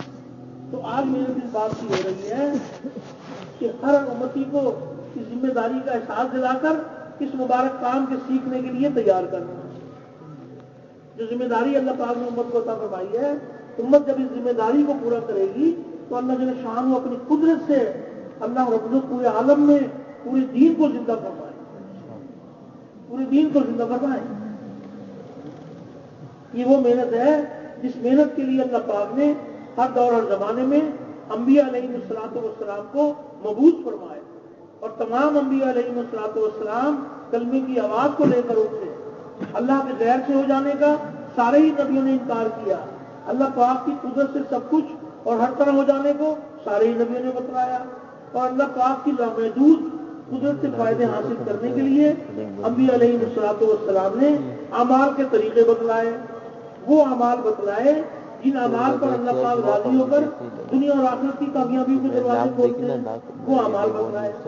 تو جن لوگوں نے انبیاء علیہ السلام کی کلمے والی بنیاد کو تسلیم کر لیا، یعنی حق تعالی شانہ کی ذات عالی پر یقین لائے اور انبیاء کرام کے دیے ہوئے اعمال سے وابستگی حاصل کی، وہ پھلے پھولے اور چمکے، اور اللہ نے اپنی قدرت سے ان کو کامیاب کر دیا، چاہے ان کے پاس دنیا کے نقشے تھے یا دنیا کے نقشے نہیں تھے، اللہ تعالیٰ نے ان کو کامیاب کر دیا۔ اور جن لوگوں نے انبیاء علیہ السلام کی کلمے والی بنیاد کو تسلیم نہیں کیا، یعنی حق تعالی شانہ کی ذات عالی پر یقین لانے کی بجائے اللہ کے غیر پر یقین کیا، جی چاہی زندگی گزاری، تو اللہ پاک نے اپنی قدرت سے ان کو ہلاک اور برباد کر دیا، چاہے ان کے پاس دنیا کے نقشے تھے یا دنیا کے نقشے نہیں تھے، اللہ تعالیٰ نے ان کو ہلاک کر دیا۔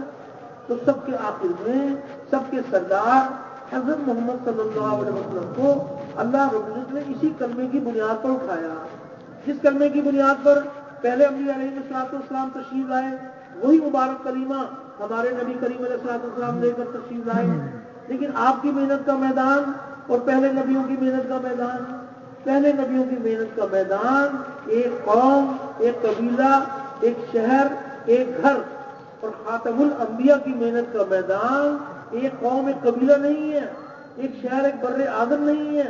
آپ صلی اللہ علیہ وسلم کی محنت کا میدان تمام عالم بھر کے انسان اور قیامت تک آنے والے سارے انسان نبی کریم علیہ السلام کی محنت کا میدان قرار دیے گئے۔ آپ کی محنت اس قدر جامع محنت ہے کہ تمام عالم بھر کے انسان اور قیامت تک آنے والے سارے انسان آپ کی محنت کا میدان قرار دیے گئے۔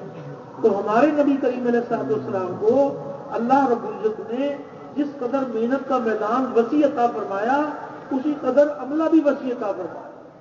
اتنا وسیع عملہ عطا فرمایا کہ ہر کلمہ پڑھنے والے کو نبی کریم علیہ السلام کی محنت کے ساتھ جوڑ دیا۔ کتنی بڑی بات ہے۔ حق تعالیٰ شان یہ فرما رہے ہیں کہ میرے حبیب آپ کہہ دیجئے کہ یہ ہے میری راہ، یہ ہے میری راہ کہ میں لوگوں کو اللہ کی طرف بلاتا ہوں اعتماد کے ساتھ، یقین کے ساتھ، اور میرا بھی یہی راستہ ہے، اور جس نے میرا اتباع کیا یعنی جو بھی مجھ پر ایمان لے آیا اس کا بھی یہی راستہ ہے۔ ہر کلمہ پڑھنے والے کو نبی کریم علیہ السلام کی محنت کے ساتھ جوڑ دیا۔ جس مبارک کام کے لیے حق تعالی شان نے خاتم الانبیاء کو مبعوث فرمایا، اسی مبارک کام کے لیے آپ کے ساتھ ایک امت کو بھی مبعوث فرمایا، امت مبعوث تھا۔ کس قدر اللہ جل شانہ اس امت پر مہربان ہے۔ تو آج محنت اس بات کی ہو رہی ہے کہ نبی کریم علیہ السلام کا ہر امتی، ہر کلمہ پڑھنے والا نبی کریم علیہ السلام کی مبارک محنت کو اپنی محنت بنا لے، آپ کے کام کو اپنا کام بنا لے۔ یہ بڑی خوبی کی بات ہے کہ حق تعالی شان نے جس مقصد کے لیے اس امت کو چنا ہے، امت اس مقصد کے اوپر آئے۔ ذمہ داری کا پورا کرنا یہ اللہ کے خزانوں سے لینے کا ذریعہ ہے، کوئی ایک ہی ذمہ داری نہیں ہے، اور بھی ذمہ داریاں ہیں، لیکن یہ ایسی ذمہ داری ہے کہ ذمہ داری کو پورا کرے تو اور مزید جتنی بھی ذمہ داریاں ہیں اس ذمہ داری کو پورا کرنے کا شوق پیدا ہو جائے۔ یہ ایسی ذمہ داری ہے۔ تو ایک ہے ایک شہر کو سامنے رکھ کر ایک شہر کی ذمہ داری کا احساس ہو، جو شہر کی ذمہ داری کا احساس ہوگا تو شہر کے دوار سے اللہ کی مدد آئے گی، اور جو پورے ملک کو سامنے رکھ کر پورے ملک کی ذمہ داری کا احساس ہوگا تو پورے ملک کے اعتبار سے اللہ کی مدد آئے گی، اور جو سارے عالم کی ذمہ داری کا احساس ہوگا تو سارے عالم کے اعتبار سے اللہ کی مدد آئے گی۔ اللہ کی مدد ذمہ داری کے بقدر آئے گی، جس درجے کی ذمہ داری اس درجے کی مدد۔ جو قیامت تک آنے والے انسانوں کو سامنے رکھ کر ذمہ داری کو پورا کریں گے تو اللہ کی مدد قیامت تک آنے والے زمانے کے اعتبار سے اللہ کی مدد کے دروازے کھلیں گے۔ تو ذمہ داری پر اللہ جل شانہ سمجھ بوجھ بھی عطا فرمائے۔ سمجھ بوجھ سب کو برابر کی نہیں ملے گی، وہ ذمہ داری کے بقدر ملے گی۔ جو سارے عالم کے انسانوں کی ذمہ داری ہوگی تو سارے عالم کے اعتبار سے اللہ پاک یہ سمجھ بوجھ عطا فرمائیں گے کہ کس قوم کو کس قوم کے ذریعے سے اٹھایا جائے، کس ملک والوں کو کس ملک والوں کے ذریعے سے اٹھایا جائے۔ ان چٹائیوں پر بیٹھ کر یہ ساری دنیا کا نقشہ بنائے، جہاں تک جا سکتے ہیں وہاں تک جائیں گے، اور جہاں تک نہیں جا سکتے وہاں تک جانے والوں کو تیار کریں۔ یہ سمجھ بوجھ اللہ پاک عطا فرمائیں گے۔ تو یہ بات عرض کی جا رہی ہے کہ حق تعالی شان نے اس امت کو کس قدر کتنی فضیلت عطا فرمائی کہ تمام امتوں میں سے بہترین امت۔ یہ گزارش کی جا رہی ہے کہ اللہ پاک ہم سب پر یہ کرم فرما دے کہ پوری کی پوری امت نبی کریم علیہ السلام کی محنت کو اپنی محنت بنا لے، آپ کے مبارک کام کو اپنا کام بنا لے۔ کس قدر صاحب نصیب ہیں وہ محنت کرنے والے جو دعوت کے کسی تقاضے کو قربان نہیں کرتے۔ سارے تقاضے دعوت کے تقاضے کے تابع ہیں، لیکن دعوت کا کام، دعوت کا کوئی تقاضا تو ہماری حاجتوں کے تابع نہیں ہے۔ حاجتیں قربان ہوگی، حاجتوں کو قربان کریں گے، لیکن دین کی محنت کے کسی تقاضے کو قربان نہیں کریں گے۔ اس کام کو کام بنانے والے وہ ہیں کہ جو اس کو اوڑھنا بچھونا بنا لے، اس کے کسی تقاضے کو قربان نہ کریں۔ ایک طرف مال کمانے کی محنت ہے، ایک طرف انسانوں کے دلوں میں اللہ رب العزت کو بسانے کی محنت ہے. دونوں کام ایک وقت میں جمع ہو گئے. مال کمانے کے تقاضے کو قربان کریں, دین کی محنت کے کسی تقاضے کو قربان نہ کریں. تو آج محنت اس بات کی ہو رہی ہے کہ حق تعالی شان نبی کریم علیہ السلام کی مبارک محنت میں آپ کا طریقہ زندہ ہو اور انسانی زندگی کے تمام شعبوں میں نبی کریم علیہ السلام کے طریقے چالو ہو جائیں. جب آپ کی مبارک محنت میں آپ کا طریقہ زندہ ہوگا تو جتنے بھی انسانی شعبے ہیں ان سارے شعبوں میں اللہ کے احکامات زندہ ہوں گے, اللہ کے احکامات زندہ ہوں. کچھ مبارک کام میں قربانیاں ہیں جو نبی کریم علیہ السلام اور صحابہ کی طرز کے اوپر قربانیاں کی جائیں گی تو اللہ جل شانوں کی رحمتوں کے دروازے کھلیں گے, اللہ پاک کی مدد کے دروازے کھلیں گے. صحابہ کے مبارک دور میں یہ محنت کیسی قربانیوں کے ساتھ کی جا رہی تھی تو وہ نقشہ ہم سب کے سامنے ہو. صحابہ کے مبارک دور میں جہاں کے لیے کہا جائے, جتنے وقت کے لیے کہا جائے, جس کے ساتھ کہا جائے, جس حال میں کہا جائے, سارے مشاغل چھوڑ کر اللہ کی راہ میں نکل جائیں, جو پاس ہو وہ لے لے. صحابہ کے دور میں ایسی قربانیوں کے ساتھ محنت کی گئی ہے. ایک طرف تجارت کا تقاضا ہے, ایک طرف دین کی محنت کا تقاضا ہے. تو صحابہ کے دور میں یہ بڑی خوبی کی بات ہے کہ اللہ کا حکم نبی کے طریقے سے اگر کسی شعبے میں لگے ہوئے ہیں, جب محنت کا تقاضا آ جائے تو سارے تقاضے قربان. حق تعالی شانوں کے ہاں بڑی قدردانی ہے جو اللہ کا کلمہ دنیا میں بلند ہو اور کفر کا کلمہ پست ہو اور انسانیت جہنم کی آگ سے بچ کر جنت میں جانے والے بن جائے. اس کے لیے جو قربانیوں کے ساتھ اس کام کے اندر آگے بڑھیں گے, اللہ جل شانہ دین تو اللہ اپنی قدرت سے زندہ کریں گے. صاحب نصیب ہیں وہ لوگ جن لوگوں کو اللہ پاک دین کے زندہ ہونے کا ذریعہ بنا دے. تو دین ہماری زندگی میں آ جائے, پوری انسانیت کی زندگی میں آ جائے. اس کے لیے جناب نبی کریم علیہ السلام کے طریقے پر محنت کرنا, آپ کی محنت میں آپ کا طریقہ زندہ ہو اور انسانی زندگی کے تمام شعبوں میں نبی کریم علیہ السلام کے مبارک طریقے زندہ ہو جائے. اس کے لیے دور اور دیر کے لیے اللہ کے راستے میں نکلنا, مقام پر رہتے ہوئے بھی اس بات کی فکر کرنا کہ ہماری بستی مدینہ منورہ کا نمونہ بن جائے, ہماری مسجد نبوی کا نمونہ بن جائے. نبی کریم علیہ السلام کے مبارک زمانے میں مسجد نبوی میں جو دن میں اعمال ہو رہے تھے وہ مبارک اعمال دن میں ہماری مساجد میں شروع ہو جائیں. نبی کریم علیہ السلام کے مبارک زمانے میں مسجد نبوی میں جو راتوں کو اعمال ہو رہے تھے وہ مبارک اعمال راتوں کو تمام دنیا بھر کی مساجد میں شروع ہو جائیں. بستی میں جتنے بھی طبقات ہیں وہ سب کے سب نبی کریم علیہ السلام کے کام کے لیے بھیجے ہوئے امتی ہیں, اور نبی کریم علیہ السلام کا کام ان کا کام ہے. ہم کیسے محنت کریں, براہ راست اپنی قدرت سے اللہ پاک کو پالتے ہیں کہ جو کچھ بنا ہوا ہے یہ بنانے والے کی قدرت سے بنا ہے, اور یہ بنا ہوا بنانے والے کے بغیر کچھ نہیں کر سکتا, اور بنانے والا بنے ہوئے کے بغیر سب کچھ کر سکتا ہے. اس کا یقین دل میں اتر جائے.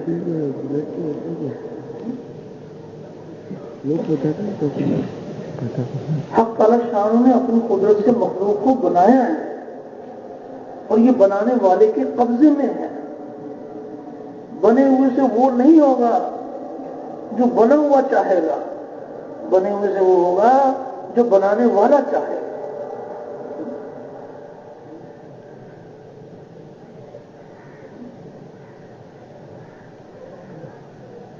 غیب کی ہر خبر کا یقین دل میں اتر جائے.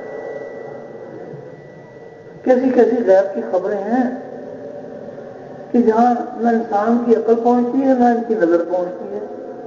اللہ اور اس کے رسول نے غیب کی خبریں سنیں. جسم میں اللہ کی طرف سے بیماری آتی ہے, صحت اور بیماری اللہ کے ہاتھ میں ہے, خوف اور امن اللہ کے ہاتھ میں ہے, کامیابی ناکامی اللہ کے ہاتھ میں ہے. تو ظاہری نظر یہ بتاتی ہے کہ بیماری آ گئی تو یہ پریشانی کی بات ہے, اور بیماری میں آدمی کو تکلیف محسوس ہوتی ہے. لیکن اللہ پاک کا غیبی نظام غیب کی خبر یہ بتا رہی ہے کہ مریض کا درد سے کرانا تسبیح ہے اور درد کی وجہ سے چیخنا تحلیل ہے، لا الہ الا اللہ۔ اب مریض کا سانس لینا صدقہ ہے اور بستر پر لیٹنا عبادت ہے، اور ایک پہلو سے دوسرے پہلو میں کروٹ بدلنا۔ مریض جب کروٹ بدلتا ہے تو ایسا ہے جیسے اللہ کی راہ میں جہاد کر رہا ہے، اور اللہ جل شانہ فرشتوں کو حکم دیتے ہیں کہ میرے بندے کے اعمال نامے میں صحت کی حالت میں جو اعمال کرتا تھا اس سے بڑھیا اعمال کیے بغیر اس کے اعمال نامے میں لکھو، اور جب تندرست ہو کر چلنے لگتا ہے تو ایسا ہے جیسے پیدائش کے دن تھا، ایسے اللہ پاک گناہوں سے پاک کر دیتے ہیں۔ یہ غیب کی خبر بتا رہی ہے، کیسی کیسی غیب کی خبریں ہیں۔ غیب کی ہر خبر کا یقین دل میں ہوتا ہے۔ حق میں اللہ نے طاقت رکھی ہے کہ حق دکھایا نہیں جاتا، حق سمجھایا جاتا ہے، حق بتلایا جاتا ہے، لیکن دکھایا نہیں جاتا۔ ایمان بالغیب، جنت حق ہے، اللہ اور اس کے رسول نے جنت کے بارے میں غیب کی خبر سنائی تو ہمارا ایمان ہے جنت حق ہے۔ تو جنت کو دکھایا نہیں جائے گا، جنت کو سنایا جائے گا، دکھایا نہیں جائے گا۔ جہنم حق ہے، اللہ اور اس کے رسول نے غیب کی خبر سنائی کہ جہنم کیا ہی برا ٹھکانہ ہے، تو جہنم کو دکھایا نہیں جائے گا، جہنم کو سنایا جائے گا۔ ایمان بالغیب، حشر کا میدان، قیامت کا دن، اللہ اور اس کے رسول نے غیب کی خبر سنائی، اس پر یقین۔ حشر کا میدان دکھایا نہیں جائے گا، حشر کا میدان سنایا جائے گا۔ بن دیکھے ایمان لاؤ، رشتے حق ہیں، اللہ اور اس کے رسول نے خبر دی ہے، تو اس پر یقین، فرشتوں پر یقین۔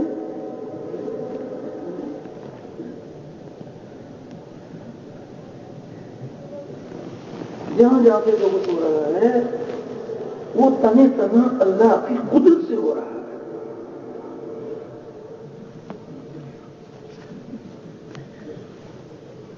حق تعالی شان اس کی قدرت والے ہیں، وہ دن میں سے رات کو نکالیں اور رات میں سے دن کو نکالیں، خوف کے نقشوں میں امن دے دیں اور امن کے نقشوں میں خوف دے دیں، تمنگری میں سے فقر نکال دیں اور فقر میں سے تمنگری نکال دیں۔ جتنے بھی حالات ہیں یہ اللہ کے قبضے میں ہیں، اللہ کے خزانوں سے چیزیں آ رہی ہیں اور ایک خزانوں سے حالات آ رہے ہیں۔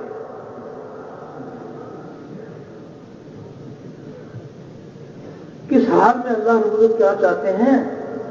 اللہ رب العزت کے حکم کو پورا کرنا، نبی کریم علیہ الصلوۃ والسلام کے طریقے پر، اس پر اللہ پاک زندگی بناتے ہیں، زندگی اللہ رب العزت کی بناتے ہیں اور نبی کریم صلی اللہ علیہ وسلم والے اعمال پر بناتے ہیں۔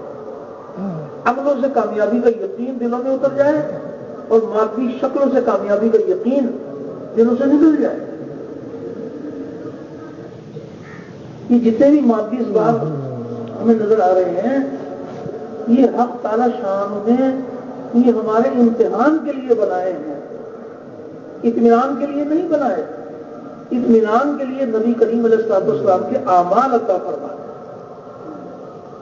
نظر یہ بتائے گی کہ زیادہ مال ہوگا تو زیادہ کامیابی، تھوڑا مال ہوگا تھوڑی کامیابی، بڑی ڈگری ہوگی بڑی کامیابی اور چھوٹی ڈگری ہوگی چھوٹی کامیابی، بڑی وزارت ہوگی بڑی کامیابی، چھوٹی وزارت ہوگی چھوٹی کامیابی۔ یہ نظر بتائے گی اور خبر یہ بتا رہی ہے کہ کامیابی اللہ رب العزت کے ہاتھ میں ہے، اللہ کے سوا کوئی کامیابی دینے والا نہیں ہے، اور کامیابی کا ذریعہ مال، ملک، منصب، جاگیر نہیں ہے، کامیابی کا ذریعہ نبی کریم صلی اللہ علیہ وسلم والے اعمال ہیں۔ اعمال پر اللہ کے وعدے ہیں دو یقینوں کی ٹکر ہے، ایک طرف مادی اسباب سے کامیابی کا یقین اور ایک طرف نبی کریم صلی اللہ علیہ وسلم والے اعمال سے کامیابی کا یقین۔ زندگی اللہ بناتے ہیں اور نبی کریم صلی اللہ علیہ وسلم والے اعمال پر بناتے ہیں۔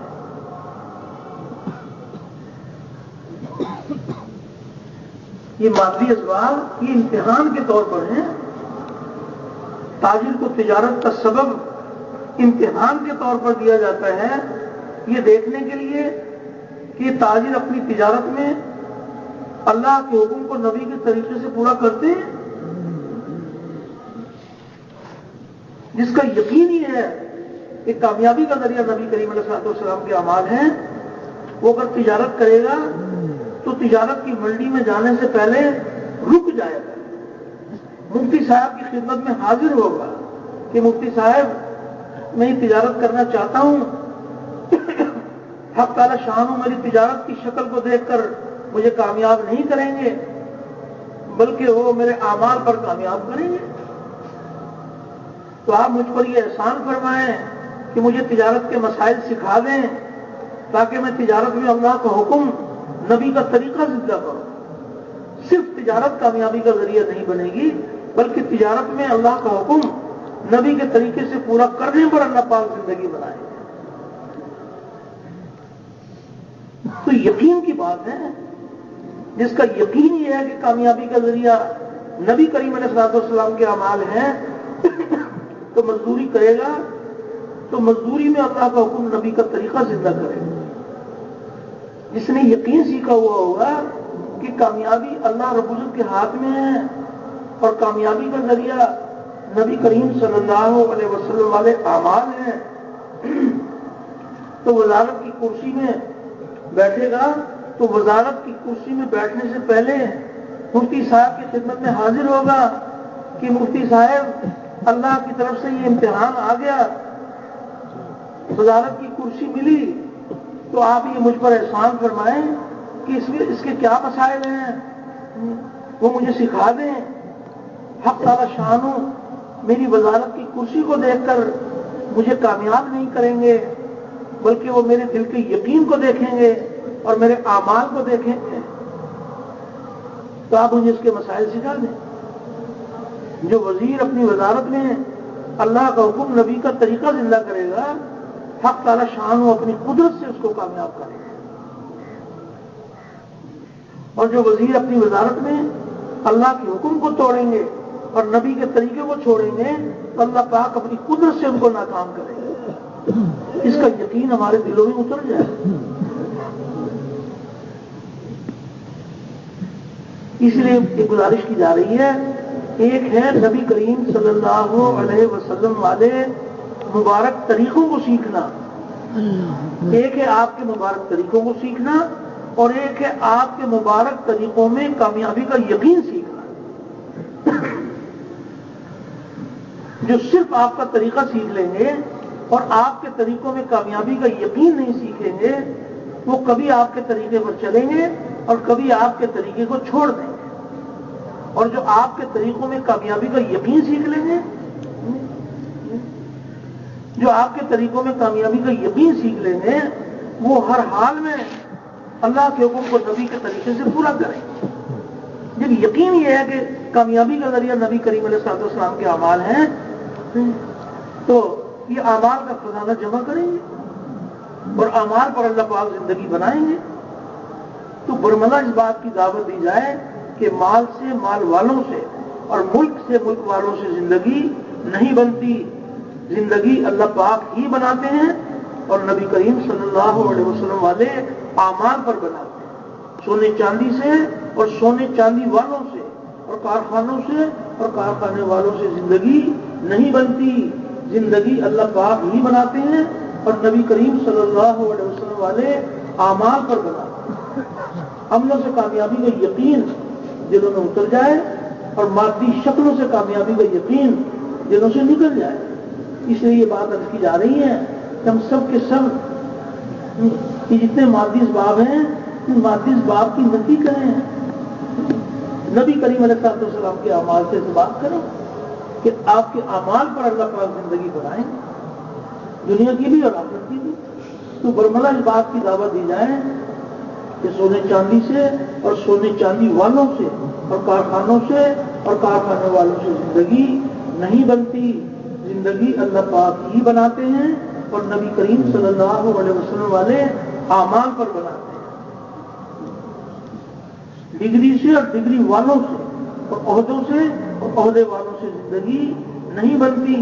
زندگی اللہ پاک ہی بناتے ہیں اور نبی کریم صلی اللہ علیہ وسلم والے اعمال پر بناتے ہیں. عملوں سے کامیابی کا یقین دلوں میں اتر جائے اور مادی شکلوں سے کامیابی کا یقین دلوں سے نکل جائے. حق تعالی شان نے وہ محنت عطا فرمائی ہے کہ جس محنت کے ذریعے سے یقین بدلتے ہیں، اعمال کے طریقے درست ہوتے ہیں، نیتیں بدلتی ہیں، اخلاق نبی کریم علیہ السلام والے اخلاق نصیب ہوتے ہیں، وہ محنت اللہ پاک نے عطا فرمائی. تو اس محنت میں سب سے پہلی بنیاد یقین کا بدل جانا ہے. شکلوں کا یقین، دنیا آخرت کے نقصان کا یقین، عملوں سے کامیابی کا یقین. تو اپنے اپنے دل میں اتارنے کی نیت کے ساتھ اپنے دل کو نشانہ بنا کر سب سے پہلے جو دعوت دینے والے ہی محتاج ہیں، دعوت دینے والے اس بات سے محتاج ہیں کہ لوگوں کے زبان کی بات دل میں اتر جائے. زبان کی نوک اور ایمان کے بول بہت تھوڑی محنت سے زبان پر جاری ہو جاتے ہیں، لیکن دلوں کی گہرائیوں میں یقین اتر جائے. اس کے لیے بار بار بار بار محتاج بن کر اپنے آپ کو سب کے ساتھ شامل کرتے ہوئے دعوت دیں. جن کو ہم دعوت دے رہے ہیں ممکن ہے کہ وہ ہم سے زیادہ اچھے ایمان والے ہوں، ان کا یقین ہم سے بہت اچھا ہو، کسی کے بارے میں تو گمان میں خرابی نہیں لائیں گے. اپنی حالت ہمارے سامنے ہے کہ ہمارے یقین کا کیا حال ہے. تو اپنے دل میں اتارنے کی نیت کے ساتھ اپنے آپ کو سب کے ساتھ شامل کرتے ہوئے دعوت دی جائے. دعوت صرف دوسروں کے لیے نہیں ہے، وہ تو دعوت دینے والے کے اپنے یقین کے بڑھنے کا ذریعہ ہے. کسی کے دروازے پر جا کر دعوت دی، اللہ کی بڑائی کے بول بولے، اللہ کی نعمتیں، کہ کیا کیا نعمتیں اللہ پاک نے اپنی قدرت سے انسانوں کو دی ہیں اور وہ کیسی قدرت والے ہیں کہ ان کی نعمتوں کو کوئی شمار نہیں کر سکتا. اللہ کی بڑائی کی باتیں کی، بہت مبارک. تو 10-15 منٹ کسی کو دعوت دی، انہوں نے ایک بار ہماری دعوت کو سن لیا. کچھ دیر کے بعد کسی دوسرے کو دعوت دی، انہوں نے بھی ہماری دعوت کو ایک بار سنا. صبح سے لے کر شام تک 25-30 آدمیوں کو دعوت دی، ہر ایک نے ایک ایک بار سنا اور دعوت دینے والے نے 25-30 بار سنا. زبان سے بولا، کانوں سے سنا. تو ایمان جو بڑھے گا وہ دعوت دینے والوں کو یقین وہ زیادہ ترقی کرے گا. دعوت صرف دوسروں کے لیے نہیں ہے، تو دعوت دینے والے کی اپنی حاجت.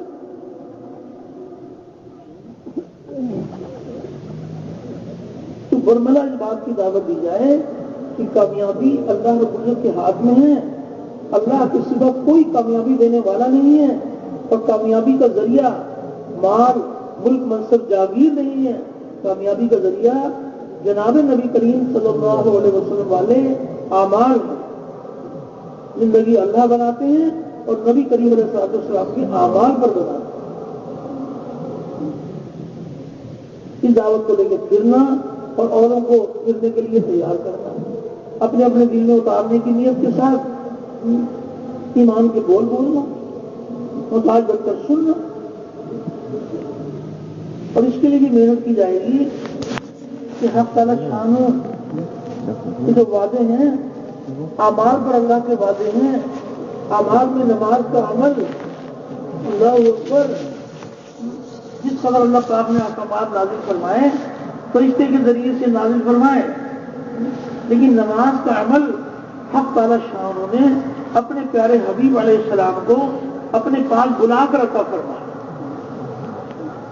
اور کیسے کیسے اللہ پاک کے وعدے ہیں، اللہ کے وعدوں کو یقین کرتا چلا. کوئی ایک وعدہ نہیں ہے. نماز پر اللہ پاک کے کس قدر وعدے ہیں. تو نمازوں کو بڑھیا بنانے کی محنت کرنا اور اوروں کو نماز کی محنت کے لیے تیار کرنا. صرف نماز پڑھ کر اطمینان نہیں. اللہ نے توفیق دی نماز پڑھنے کی، بہت مبارک، لیکن نمازوں کو وزنی بنانے کی محنت کرنا. جو لوگ نماز نہیں پڑھتے ان کو نماز کے لیے تیار کریں، بہت مبارک. لیکن جو نماز پڑھنے والے ہیں وہ نمازوں پر ایسی محنت کریں کہ ان کی نماز صورت کے بدلے میں حقیقت والی نماز بن جائے. اللہ کے وعدے حقیقت پر ہیں اور اللہ کے وعدے پورے ہونے کے لیے ہیں. نمازوں کو وزنی بنانے کی محنت کریں. جیسے فجر کی نماز ایسی ظہر کی نماز. تو اس میں ہماری ترقی کیا ہوئی؟ ترقی تو یہ ہے کہ ظہر کی نماز فجر کی نماز سے وزنی بن جائے. جو اپنی نمازوں کو بڑھیا بنانے کی محنت کریں گے اور رو رو کے اللہ پاک سے دعائیں مانگیں گے تو حق تعالیٰ شان کو وہ دن دکھا دیں گے کہ نماز کی حقیقت حاصل ہو جائے. جس آن جس گھڑی نماز کی حقیقت حاصل ہو جاتی ہے اسی آن اسی گھڑی نماز پر اللہ کے وعدے پورے ہونے شروع ہو جاتے ہیں. جو دنیا میں اللہ کے وعدے ہیں وہ دنیا میں پورے ہو رہے ہیں، جو آخرت کے وعدے ہیں وہ آخرت کے اندر پورے ہوں. لیکن نماز ہو تو نمازوں کو وزنی بنانے کی محنت کر. حدیث مبارک کا مفہوم ہے کہ قیامت میں سب سے پہلے نماز کا حساب ہوگا.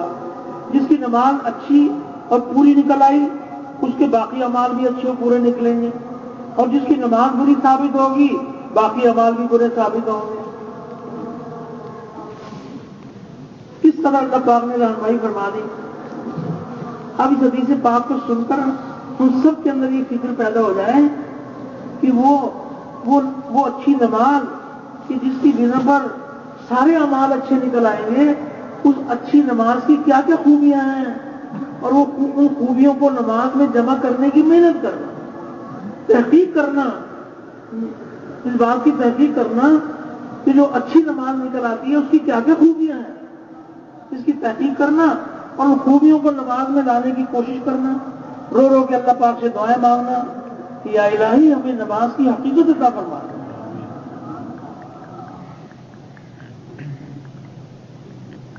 کوئی ایک وعدہ نہیں ہے، بہت سارے وعدے ہیں. اب جب یہ بات فرمائی کہ جس کی نماز بری ثابت ہوگی اس کے باقی اعمال بھی برے ثابت ہوں گے، تو وہ نماز کی کون کون سی خامیاں ہیں کہ جس بنا پر نماز بری نکل آتی ہے، اس کی تحقیق کرنا، ان خامیوں کو نماز میں سے دور کرنے کی کوشش کرنا، اللہ پاک سے رو رو کے دعائیں مانگنا کہ یا الہی ہماری نماز کی خامیوں کو دور فرما دو. جب نماز حقیقی نماز بن جاتی ہے تو براہ راست اللہ پاک کی قدرت سے استفادہ. ایک ہے اللہ پاک کی قدرت سے بنی چیزوں سے فائدہ ہے اور ایک ہے براہ راست اللہ کی قدرت سے فائدہ. چیزوں سے جو فائدہ ملے گا وہ بھی اللہ ہی کے ارادے سے ملے گا، لیکن یہ محدود ملے گا اور فانی ملے گا. اور جو اللہ پاک کی قدرت سے ملے گا، براہ راست اللہ کی قدرت سے ملے گا، وہ غیر فانی ملے گا اور لامحدود ملے گا، کبھی ملنا ختم ہی نہیں ہوگا. اللہ کی قدرت لامحدود ہے. لامحدود فائدہ حاصل کرنے کے لیے براہ راست اللہ کی قدرت سے فائدہ حاصل کرنا. نماز پڑھنا بہت مبارک، لیکن صرف نماز پڑھ کر اطمینان کہ بس ہم نے نماز ادا کر لی، اور ایک ہے نمازوں کو بڑھیا بنانے کی محنت کرنا، اوروں کو نماز کی محنت کے لیے تیار کرنا.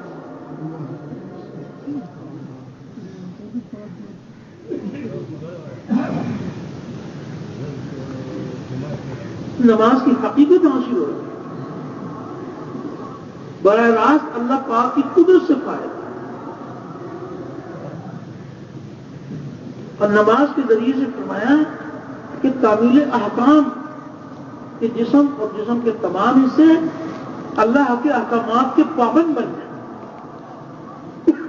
نماز کی حالت میں جس کا جسم اللہ کے احکامات کا بوجھ اٹھا لے گا تو نماز کے باہر بھی اللہ کے احکامات کا بوجھ اٹھا لے گا. جو نماز کے 10 منٹ میں جس کا جسم اللہ کے احکامات کا بوجھ نہیں اٹھا سکتا وہ 24 گھنٹے اللہ کے احکامات کا بوجھ کیسے اٹھائے گا؟ تو جسم اور جسم کے تمام حصے اللہ کے احکامات کے پابند بن گئے. عالمانہ نماز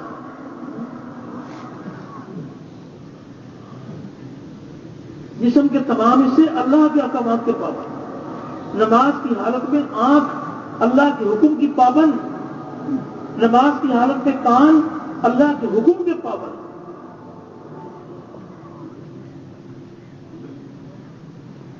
دماغ اللہ کے حکم کا پابند.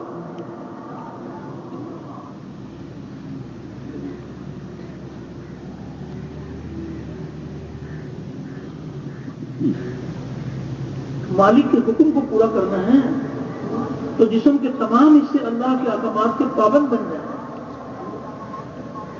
ہاتھ پاؤں دل دماغ ٹخنے کونیاں پیشانی جسم کے سارے حصے نماز کی حالت میں اللہ کے احکامات کے پابند بنیں گے تو نماز کے باہر بھی اللہ کے احکامات پر چلنا آسان ہو جائے.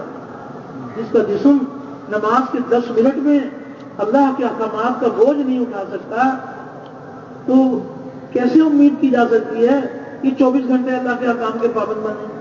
مقصود تو ہے کہ 24 گھنٹے اللہ کے احکامات کا پابند.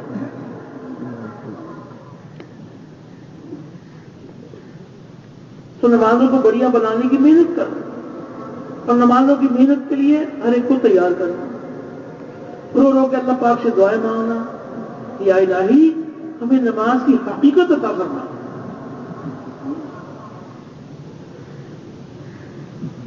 اور اس بات کی بھی محنت کی جائے گی کہ جہالت کی ظلمتیں مٹ جائیں, علم الہی کا نور دلوں کی گہرائیوں میں اتر جائے.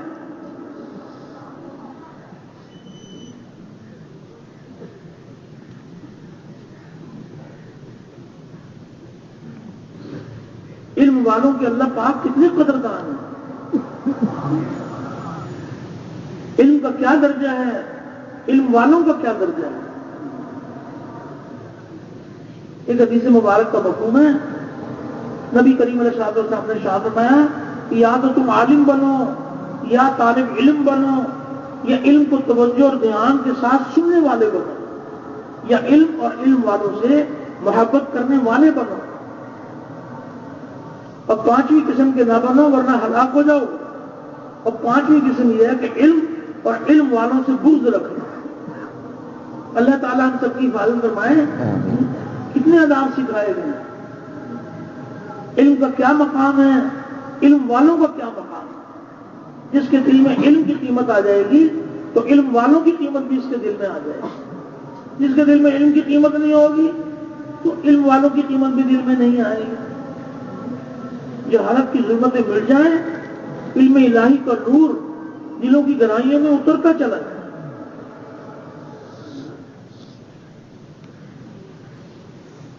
کس قدر وعدے ہیں اللہ پاک کے, اور اللہ کے وعدے پورے ہونے کے لیے علم کا صرف اللہ کے لیے سیکھنا اللہ کے خوف کے حکم میں ہے, اور علم کی تلاش میں کہیں جانا عبادت ہے. کتنی بڑی بات ہے. علم کا یاد کرنا تسبیح ہے, علم کی تحقیقات میں بحث کرنا جہاد ہے, علم کا اپنے اہل پر خرچ کرنا اللہ کے یہاں قربت ہے. اس لیے کہ علم جائز اور ناجائز کے پہچاننے کی علامت ہے, جنت کے راستوں کا نشان ہے, دہشت میں جی بہلانے والا ہے اور سفر کا ساتھی ہے. کتاب کا دیکھنا دونوں کام دیتا ہے. اور علم تنہائی میں ایک محدث ہے اور خوشی اور رنگ میں دلیل ہے اور دشمنوں پر ہتھیار ہے. اور علم کی وجہ سے یعنی علماء کا درجہ اللہ رب العزت بلند فرماتے ہیں, اس لیے کہ وہ خیر کی طرف بلانے والے ہوتے ہیں. اور علم والے ایسے امام ہوتے ہیں کہ ان کے نشانے قدم پر چلا جائے, ان کے افعال کا اتباع کیا جائے. فرشتے علم والوں سے دوستی کرنے کی رغبت کرتے ہیں اور اپنے پروں کو برکت حاصل کرنے کے لیے یا محبت کے طور پر ملتے ہیں، اور دنیا کی ہر تر اور خوش چیز علم والوں کے لیے مغفرت کی دعا کرتی ہے، حتیٰ کہ سمندر کی مچھلیاں اور جنگل کے درندے، چوپائے، زہریلے جانور، سانپ وغیرہ تک دعائے مغفرت میں لگ جاتے ہیں، اور یہ اس لیے کہ علم دلوں کی روشنی ہے اور علم آنکھوں کا نور ہے، اور علم کی وجہ سے بندہ امت کے بہترین افراد تک پہنچ جاتا ہے۔ کس قدر فضائل ہیں، اس لیے یہ گزارش کی جا رہی ہے کہ اللہ جل شانہ سب کی تربیت فرمائے کہ یہ جو کچھ بنیادیں ہیں ان بنیادوں کے اوپر محنت کی جائے گی تو دین پر چلنے کی استعداد پیدا ہو۔ ظاہر میں نظر آتا ہے کہ ہماری 6 صفات ہیں، لیکن یہ وہ مبارک صفات ہیں کہ یہ صفات اللہ کے خزانوں سے حاصل ہو جاتی ہیں تو دین پر چلنے کی استعداد پیدا ہو جاتی ہے۔ تو اس کے لیے بھی محنت کی جائے گی اور اللہ پاک سے رو رو کے دعائیں مانگی جائیں گی کہ حق تعالی شانہ علم کی حقیقت عطا فرمائے۔ اور اس کے ساتھ ساتھ یہ عرض کیا جا رہا ہے کہ حق تعالی شانہ کی عظمت کا دھیان، چاہے عمل دعوت کا ہو، تعلیم کا ہو، کسی کے ساتھ اچھا سلوک ہو، چاہے نماز کا عمل ہو، ہر عمل میں اللہ کا دھیان کہ اللہ تعالیٰ مجھے دیکھ رہے ہیں، وہ میری بات کو سن رہے ہیں اور اللہ میرے ساتھ ہیں۔ تو فرمایا جب ذکر میں اللہ پاک کا دھیان جمانے کی محنت کی جائے گی اور ذکر میں اللہ پاک کا دھیان جم جائے گا تو ہر عمل کے اندر اللہ کا دھیان آ جائے گا۔ اس لیے گزارش کی جا رہی ہے کہ یہ 3 تسبیحات صبح 3 شام یہ کم سے کم درجے کی بات ہے۔ حق تعالی شانہ میں توفیق عطا فرمائے تو ہم اس کے اندر ترقی کریں۔ تو ایک ہے صرف ذکر کرنا اور ایک ہے ذکر میں اللہ رب العزت کا دھیان جمانا۔ مقصود تو یہ ہے کہ 24 گھنٹے میں مالک کے جس حکم کو پورا کریں تو ہر حکم کے پورا کرنے میں اللہ کا دھیان، ایک ہے غفلت کے ساتھ اللہ کا حکم پورا کرنا اور ایک ہے اللہ کے دھیان کے ساتھ اللہ کا حکم پورا کرنا۔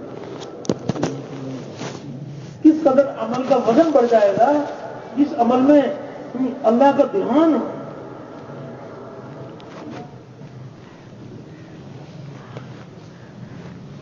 جب ذکر میں دھیان جمے گا باقی اعمال میں بھی دھیان آ جائے گا، اور ذکر میں دھیان نہیں جمے گا تو باقی اعمال میں دھیان کیسے آ جائے گا؟ اللہ کی یاد میں مصروف ہیں، تسبیحات پوری کر رہے ہیں، اللہ کی یاد میں اللہ یاد نہیں ہے، ذکر کرتے ہوئے کبھی کھیت میں، کبھی بیوی بچوں میں، کبھی تجارت میں دھیان۔ اللہ کی یاد میں جب اللہ یاد نہیں ہے تو پھر بتائیے کہ پھر تجارت کی منڈی میں اللہ یاد کیسے آ جائیں گے، کھیت میں اللہ پاک یاد کیسے آ جائیں گے؟ مقصود یہ ہے کہ اللہ جل شانہ کی عظمت کا دھیان۔ صحابہ کی جہاں اور خوبیاں بتائی گئی، ایک بڑی خوبی یہ بھی بتائی کہ کیسے حق تعالی شانہ کا دھیان ہے، ایسے اللہ کے ساتھ تعلق ہے کہ ان کو خریدنا بیچنا ان کے دلوں کو اللہ کی یاد سے غافل نہیں کرتا۔ جو سب سے زیادہ غفلت کی جگہ ہے بازار، وہاں دھیان کا یہ حال ہے کہ ان کو خریدنا بیچنا اللہ کی یاد سے ان کے دلوں کو غافل نہیں کرتا۔ ذکر اللہ میں دھیان جمے گا تو باقی اعمال میں بھی دھیان آ جائے گا۔ اور ذکر والوں کی کیا کیا فضائل ہیں؟ ایک روایت میں آتا ہے کہ اللہ پاک نے فرمایا کہ میرا ذکر کرنے والے میرے اپنے آدمی ہیں اور میں ان کو اپنی رحمت سے دور نہیں کرتا۔ اگر یہ اپنے گناہوں سے توبہ کریں تو میں ان کا حبیب ہوں، اور گناہوں سے توبہ نہ کریں تو میں ان کا طبیب ہوں کہ ان کو کسی پریشانی میں مبتلا کر کے ان کو گناہوں سے پاک کر دوں۔ تو ذکر والوں پر اللہ پاک اتنے مہربان ہیں۔ جو لوگ اللہ کے ذکر کے لیے مشتمل ہوں اور ان کا مقصود صرف اللہ ہی کی رضا ہو تو آسمان سے ایک فرشتہ ندا کرتا ہے کہ تم لوگ بخش دیے گئے اور تمہارے گناہوں کو نیکیوں سے بدل دیا۔ حق تعالی شانوں کے ہاں بڑی قدردانی ہے، اور مالک کے ہر حکم کو پورا کرنا ذکر ہے۔ حال کے امر کی پہچان کہ جس وقت میں مالک کا جو حکم ہے اس حکم کو پورا کرنا اللہ کا ذکر ہے، تو اس کے لیے بھی محنت کرنا، اوروں کو محنت کے لیے تیار کرنا، اور رو رو کے دعائیں مانگنا کہ یا الہی ہمیں ذکر اللہ کی حقیقت عطا فرما۔ صرف یہ 6 باتیں صرف زبان سے بولنے کے لیے نہیں ہے، بلکہ ان صفات کو اپنے اندر بھی لانا ہے اور پوری امت کے اندر ان صفات کو لانے کی محنت کرنی ہے۔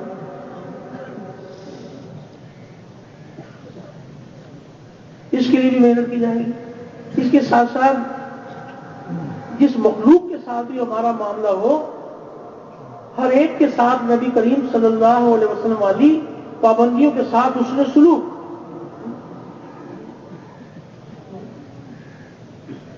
حق تعالی شانہ نے جتنے بھی احکامات نازل فرمائے ہیں، مالک کا ہر حکم اللہ پاک کے خزانوں سے دنیا آخرت کی کامیابی لینے کا ذریعہ ہے۔ کچھ احکامات ایمانیات کے بارے میں اللہ پاک نے نازل فرمائے، کچھ احکامات عبادات کے بارے میں نازل فرمائے، اور بہت سارے احکامات اللہ جل شانہ نے اپنے بندوں سے متعلق نازل فرمائے۔ تو حق تعالی شانہ کے وہ احکامات جو اللہ تعالیٰ نے اپنے بندوں کے لیے عطا فرمائے ہیں، ان احکامات کو نبی کریم علیہ الصلوۃ والسلام علی پابندیوں کے ساتھ پورا کرو۔ اخلاق والوں کے اللہ پاک بڑے قدردان ہیں۔ اخلاق کس چیز کا نام ہے؟ اخلاق اللہ کی صفات کا نام ہے۔ اللہ جل شانہ رحم کرنے والے ہیں، ہم بھی اللہ کے بندوں کے اوپر رحم کریں گے۔ حق تعالی شانہ کھلانے والے ہیں، ہم بھی اللہ کے بندوں کو کھلائیں گے۔ کھانا مخلوق کی صفت ہے اور کھلانا اللہ کی صفت ہے۔